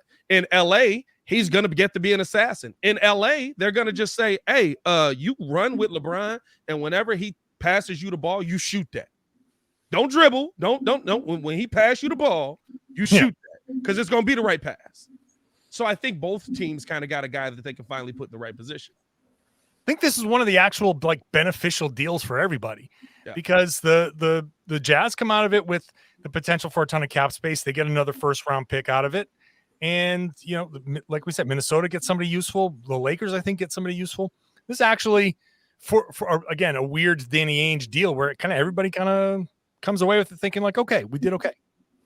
I think Minnesota's a first-round exit this year, though. I'm pretty confident in it. Look at the West right now. The West is nuts right now. First round series. What is it? The 4-5. It's Luka Doncic and Kyrie Irving versus Kevin Durant and Devin Booker. That's the 4-5 series. I would love to watch that in the first round. Someone going home. Hopefully it's Phoenix. Honest, I'd root for you. First round series could be the Denver Nuggets versus the Golden State Warriors. I would love that too. Memphis Grizzlies versus either the Pelicans or the Timberwolves. Like the real story is that nobody's watching the Eastern Conference playoffs until the finals. Not the first round. First round's gonna be awful. Boston versus can we get New York in the first round? Okay, wait. So can we get 4 sweeps in the first round? Celtics, probably. Celtics versus Toronto, Chicago, Atlanta. Those are sweeps, right? They're all sweeps. No. If it's the Hawks, I may give Trae Young and DeJounte a game. The Bulls won't beat the Celtics in a series, but if the Bulls play the Celtics in a series, they would get 1 or 2 games because, depending on the health of Robert Williams. They'll get 1 if Robert Williams is healthy. They'll get 2 if Robert Williams is not healthy. They won't win the series. What's the deal with Chicago? Are they making Celtics are sweeping any of those teams to me. Milwaukee, Atlanta, Chicago, Toronto, New York. They're sweeping any of those teams. I'm giving Trae Young a game. How healthy is Milwaukee? Healthy. We're assuming health. Are we? For this exercise, we are. Okay. We assume their medical staffs have like a goal to be the end of the season. 100% Philadelphia, healthy. Yes, I agree with you. Philadelphia, they're sweeping. They play 100% healthy. I agree with you. They play Cleveland. That's a solid series to me. No, it'd be right now. Be Philly, Miami. So that one's not a sweep. That one's a good one. But I think Miami will rise up to 5. That's the one that you think isn't a sweep. Yeah, bro. I'm not. The Heat. I know they're a little bit. Not a sweep. That'd be a tough series, actually. But I still think that Philly will get him in 6 games though this time. Josh Lloyd's jumping in here. Josh, if you want to come in, I sent you the link. So I if think you that want to come, great. come hang out there's with us. just no. Listen, I love Bam Adebayo, but I will say this: there's something that is happening in the NBA right now that the Heat need to take notice of. Teams are going back to realizing that 7-footers that can play basketball are kind of important in the game of basketball. And you're quickly seeing Bam Adebayo become one of those players that, yes, he's a really, really nice player, but he might need to start thinking about moving to the 4 instead of the 5, because when he goes up against these bigger matchups, he's getting bodied up out here. Well, how many bigger matchups are there? That's what I was going to say. How many big guys are going to really take advantage of him? It's Embiid, it's Giannis. Jokic, I guess Giannis. Embiid, Yeah, He's going to have to make it to the finals to play Jokic, though. The Cleveland Cavaliers. I'm not worried about Allen and Mobley like that. I think he's going to get beasted on the glass or something, because like one-on-one, Jared Allen's not going to go at Bam in the post or something. I think I'm just saying, Bam is mobile. If you see the direction that the NBA is kind of going in, and it's going to make it harder for Bam moving forward if he stays at the 5. People are going out there and they're looking for tall guys. If James Wiseman becomes a really good player, he's 7'3" in Detroit right now. Yeah, I just look right, but that's not going to change what these playoffs are. Maybe Bam has to change things in a year or 2 or 3, but not in April or May. Yeah, and he's mobile. Look, I just don't trust Philly. I don't trust Philly. I agree with that. I mean, especially after watching what the Celtics did to them just last night. Yes. Yeah. That was Philly, full strength against the Celtics out in the second half, 4 starters and Jason Tatum scoring 12 points. And the Celtics had that 10-point lead in the fourth quarter. So that's that. I feel like Embiid has as dominant as he can be. He also has the ability to be worn out in a series. And if you throw the right defense at him, he can be worn out. And if he's taking threes or long jumpers at the end of the fourth quarter, you got a chance to beat those guys. I don't trust them. I don't trust them to defend Jimmy Butler. I still believe that playoff Jimmy Butler is different. Like he's just a different dude, And so I'm not saying the Heat, Sixers beating the Heat, of course, sure. But in 5, 6, no, it's 6, maybe 7. I can see that series being tough for Philly. That's sure. Probably the matchup that they don't want. I think the problem with Miami is less about Bam playing potentially the 4. I think they don't have a 4. I think that's part of the reason they've dropped off so much this season. Without PJ Tucker, they haven't replaced him. They play what's even their starting lineup? Bam, Jimmy, Kyle Lowry, Hero, and who's the other? Caleb Martin. They don't really have that guy. Truce. That depends on the night. Could be Truce, could be Martin, could be. It's not a big wing. That's not a big. They need a big wing. Yeah. It's a, I don't know, man. Miami to me is kind of heading toward a path that ends soon with them being a Jimmy Butler tough team that doesn't do much, right? Like I think that there's just not a lot of options outside of Jimmy. Can Jimmy get it going offensively? Yeah. Then you're sacrificing a little bit on the defensive end for that offensive output. But on top of that, there just isn't a lot of other options for him to go to. And Jimmy's just literally like, hey, I'll drag y'all all along with me, but you got to do something. He really is. He's like, Bam, do something. Tyler, do something. And I think the one thing, let me know. I mean, me and Nick have talked about this, but like there was a lot of players that were supposed to take this leap this year on multiple teams. It just haven't. Scotty Barnes on Toronto, Patrick Williams on the Bulls, Ayo Dosunmu on the Bulls, right? Any of the Warriors guys. Any of the Warriors young pieces that they wanted to keep around, right? Like there's been a ton of this young talent that was supposed to take this leap, that was going to vault these teams that are kind of all bunched together into this next level basketball era, and they haven't. And I think that that's really right why you're seeing teams just say, hey, look, like we're willing to sell off these pieces because we're trying to find out who the next guy is, and it's not the guys that we thought. Or in Toronto's case, they're like, we believe Scotty Barnes is the guy. We're not selling anything. Once he gets we're buying good, actually. Finally, we're buying actually. Once he gets good, we'll be fine. I thought Toronto would be so much better than they are right now. It's so weird that they're as bad as they have been. I thought they'd be the 8th seed before the season. Yeah, the 8th seed, because I don't think they made enough significant roster upgrades. I thought it was just dependent on Scotty Barnes' development and then Siakam getting a little better. And I think the big thing with Toronto is that with Scotty Barnes kind of just staying the same, so did everyone else. Right? Like Siakam isn't leaps and bounds better. Fred VanVleet isn't leaps and bounds better. Everybody else is just kind of the player that they are. And you hinged everything around the development of Scotty Barnes. I think that Scotty Barnes will develop. I think he'll take a step. I think he'll continue to grow. But when you hinge everything on a second-year player and that second-year player doesn't perform, your team's going to have some issues. And guess what? The team is having some issues. And they don't have really depth. They got Otto Porter and he didn't end up playing a game for them. You know, they have nothing off the bench. I know a lot about Otto Porter not playing the game for you.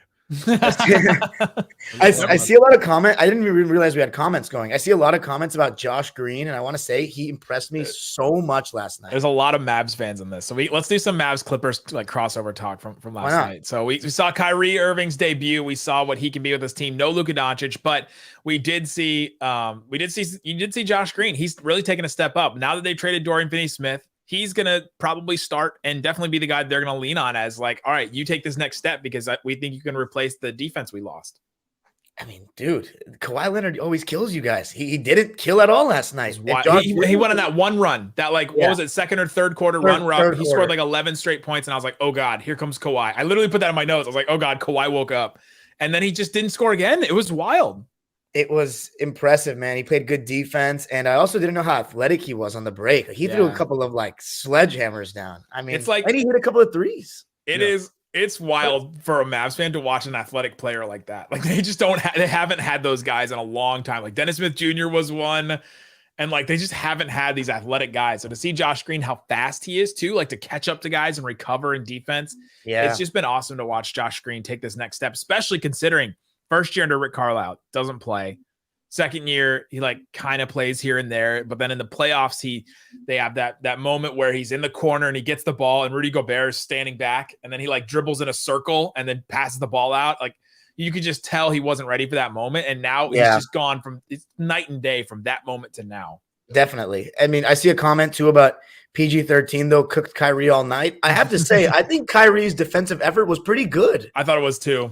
He was trying hard, and there was even times where, like, I remember one time Paul tried to post him up on the elbow, and he stripped him. And I was like, "Geez, like, yeah." You know, you guys were switching very heavily, and I think every single team knows with the Clippers is switch everything and make them try to beat you one-on-one. Yeah. Because what ends up happening is we don't have enough downhill threats, so it's just Paul George and Kawhi taking turns shooting contested mid ranges, and like those are their shots, but they got to make them, and if they don't, it's stagnant. So I think every team is. What's up? I said, that's literally it. I was just watching the end of that game last night, and I was like, man, why is the only play they keep doing just I'm going to drive into the mid-range, turn my back to the basket, bump, turn around, pull up midi with a hand in my face. Marcus Morris is the same? Terrence Mann does those? Like I feel like it's this whole team actually, Terrence Mann is actually one of the only people that actually attacks closeouts and is athletic. Morris, though, see, that's my biggest issue is Morris our two best players. Yeah, go ahead. Oh, he'll chuck up some of those mid-range shots for sure, though. Yeah, well, the thing is, are you talking about Terrence or Senior? No, Marcus Morris is what I was talking about. And that's the problem is our two best players, especially Kawhi, he doesn't really get by people that much. He hasn't even done that since he came to the Clippers, really, but it's obviously a tad slower since the ACL. But Paul George and Kawhi, they don't get 2 feet in the paint, blow by guys enough. And so when our best players are, you know, guys in the twilight of their primes that they live off mostly contested jump shots. And then we have another guy starting who doesn't play defense and all he does is shoot contested jumpers or wide open threes. It's just not the best fit to me, you know? Senior's great when we don't have Kawhi and Paul George because then we need somebody that can make tough shots. But with them, he's not a better player around them to me than Covington or Batum. And obviously Ty Lue just for whatever reason doesn't have Covington high on his pecking order of players. But yeah, hey, how weird was it? Yeah, I thought we would get a Christian Wood Covington kind of like swap between the two teams. You guys are already trying to move off Christian Wood? Oh yeah, they've been trying. They've been shopping him. They've been shopping him hard just because he can't guard in space, even though he's good offensively. Okay, you watched him last night. He can't play in a series against the Clippers, right? Like the Mavs, if it's 4-5, Mavs getting a series against the Clippers, he can't play in that series. Well, see, I'm only looking at things here from a Clipper perspective, so I'm not locking into the Mavs on defense. But you would be excited if Christian Wood was like playing 40 minutes a game or 35 minutes a game for the Mavs. Well, yeah, we're gonna put him in the action, Right. Try to see if he can guard. Right. But, Does that speak more to the trouble of Dallas's construction though? Because the thing is, right, like you can't hide a player that can give you 20 plus points a game. And I think we all agree he can give you 20 plus points a game. The problem is now you have 3 players that can all give you 20 plus points a game, and none of them are really good defenders. The problem, like in the NBA, if you're going to try to hide a player, it has to be a Luka, a Kyrie, like a player that is giving you elite offense. And Christian Wood gives you really good offense. Yeah. Like he can get you buckets for sure. He's been a really good shooter. I've been surprised how good of a shooter he's been for the Mavs. Really good on the roll. Like he can get you that stuff. But if you're going to hide somebody, you have to prioritize the guys that you're going to hide. And you got to hide Luka because you got to give him some rest. They're going to try to still put him in actions, and they're going to still try to like get Luka switched onto them. But now you have 2 guys. You have Luka and Kyrie. And so like you shouldn't hide a third guy. And then, all right, then that means Luka and Kyrie are guarding one of like Kawhi, Paul George, Marcus Morris, or whoever else. What about just, like 15 to 20 minutes off the bench? That's what I think he ends up being. I think he ends up being that this year. I mean, offense. I'm really curious to see what Christian Wood's minutes turn into. And I'm speaking as to what I think the Mavs believe. I think they need to lean into Christian Wood a little bit more and just like, all right, we need to lean into some offense and try to bring him along defensively.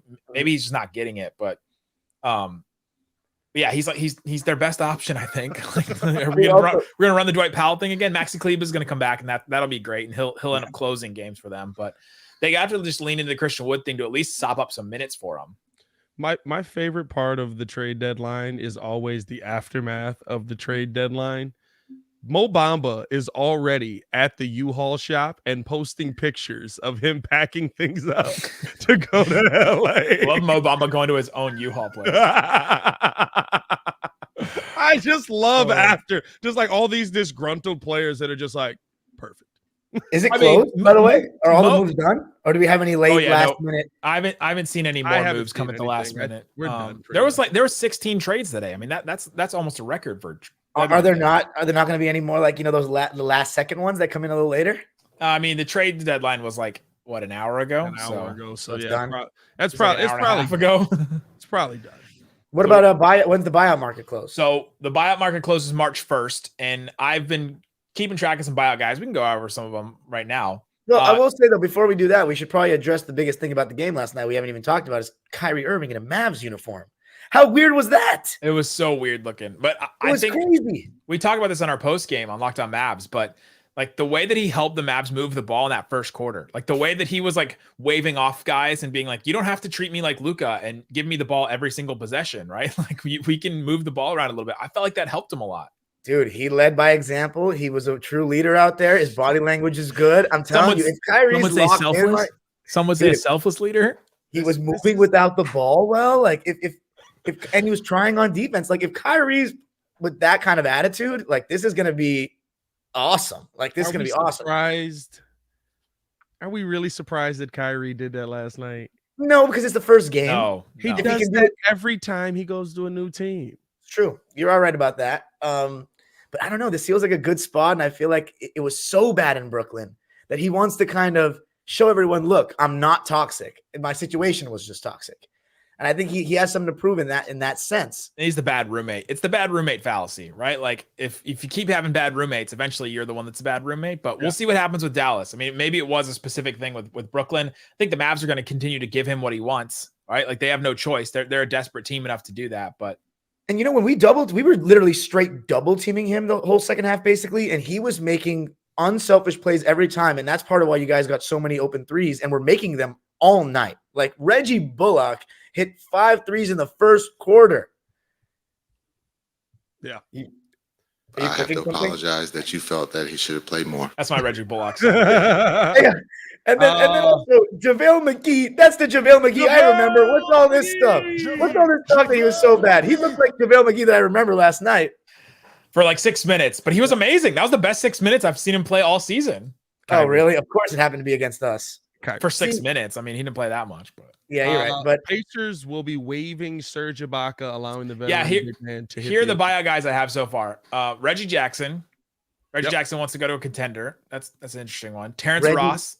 Reggie Jackson can't play good minutes for a contender. I'm sorry. I love him. Well, they'll try. He may play for the Mavs. Like, he could You guys need one more ball hand. Here's my question. Why is Reggie Jackson any better than Hardy right now? What's the upside? Hardy makes mistakes. Like, Hardy makes a ton of mistakes. Like, And Reggie Jackson doesn't? Just wait. The mistakes you saw last night, though, the 5 Hardy turnovers where he's he had 5 turnovers? Yeah, you guys did turn the ball over a lot. Where he's Which made it that much more disappointing. 0 in the first quarter and 10 in the second quarter. It was the weirdest Mavs night. Maybe a little upgrade. Did Darian just hit us with a Stephen A. Smith? He's like, no disrespect, but he's a bona fide scrub. Like, that's literally what he just did. I never would say that about Reg. Okay, Reggie Jackson, Terrence Ross from the Magic seems to be one. That's not confirmed yet. Serge Ibaka is an interesting one. Russell Westbrook, John Wall, and then maybe Kevin Love, Nerlens Noel, maybe. These are Kevin Love got bought out? There's talks about it. Something here? No, there have been talks about Kevin Love possibly getting bought. Wasn't there talks about him like the last 3 years, and he keeps being like, "I'm not leaving Cleveland." Like, you can't. Serge Ibaka's cooked. Yeah. There were talks about every Raptors player getting traded today. Yeah, so that didn't help. How about Gary Payton going back to Golden State? How about That's them wild. trading a number 2 overall pick for Gary Payton and for 5 seconds, and then trading those 5 seconds for Gary Payton? Like, Kerr made it very clear he doesn't. I don't think he really likes Wiseman that much, and I don't think he's going to be patient with his development whatsoever. Oh no, and they can't be with Steph's timeline either. Like, it would be nice if he would be good, but he's not. You got to give him a chance in Detroit. Any of those buyout guys change the meter for anybody? Well, I think got to be about to talk about Russ. He's got to be. Darian's sick. Darian's sick over these buyout guys. I feel bad for John Wall, man. To say what he said about Houston, it didn't work out here. He didn't really buy in. He kind of still thought he was that guy. He wasn't really that guy, and now he's back in Houston. I mean, this is tough. He's getting bought out. He is, but like he's a buyout guy for sure. It's tough when you have point guards like John and Russ right now who are not putting enough effort on the defensive end. They're negatives off the ball. And when they're on the ball, everyone says their playmaking is good. But the thing is, in pick and roll, which is the majority of what playmakers do in today's game, teams are going to go underneath every screen with them. So, they're going to be baited into taking those mid-range jump shots that they're average at, to be nice about it. And then, going to the basket is hard when everyone's packing the paint. Well, Patrick Beverley is another one. Somebody just mentioned. Pat Bev could help it. No, Pat Bev could help a team. Even though still, you think you watch a lot of Lakers games? He's cooked though? Like, it just kind of cooked, but he's averaging 39% from 3 the last 2 months, and he still tries hard. The Mavs are going to sign him. The Mavs are 100% going to sign. It's going to be like the Matt Barnes and Kobe thing all over again with Pat. I listen though. I honestly think if the Mavs do sign him, he'll actually be okay. He'll come off the bench. He'll be a. Think about Bev is, man. Pat Bev and Kyrie. He's a good guy to have around because even if he's playing like terribly and doing all his antic stuff, he adds a level of like seriousness of like, I'm just going to compete every night type of thing. And we miss that here. We really miss a guy that's going to talk a lot. Our team is so silent, You got the most stoic stars in the league with Kawhi and Paul George. Like, literally, they're just like, well, Kawhi is just quiet in general, but Paul George is just a very go with the flow kind of guy. Like, it's just, that's one thing I miss about Pat.